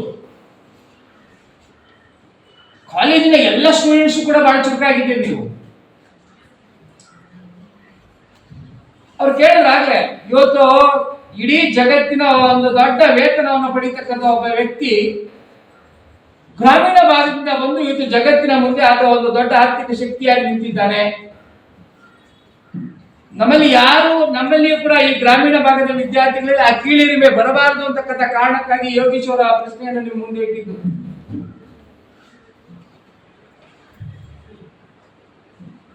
ನಮ್ಮ ಸೀಮಾ ಕೋಸರ್ ಮೇಡಮ್ ಅವರು ಅದ್ಭುತವಾಗಿ ಮಾತಾಡ್ತಾರೆ.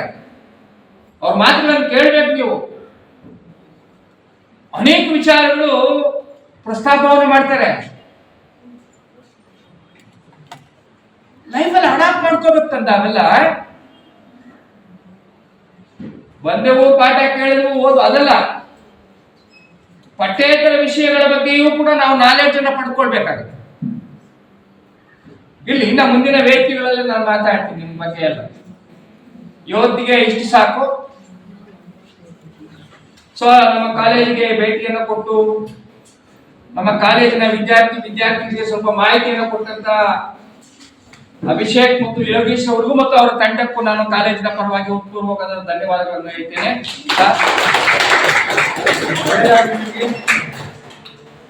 ನಾವು ದ್ರಾವಿಡ ಕನ್ನಡಿಗರು ಅಂತೇಳಿ ನಮ್ಮ ಮೂಲನೇ ನಾವೆಲ್ಲ ದ್ರಾವಿಡಿಯನ್ಸು ಅಂತಕ್ಕಂಥ ಒಂದು ಅರ್ಥದ ಹಿನ್ನೆಲೆಯಲ್ಲಿ ಬಹಳ ಅದ್ಭುತವಾದಂತಹ ಸೇವೆಯನ್ನ ಮಾಡ್ತಾ ಇದ್ದಾರೆ.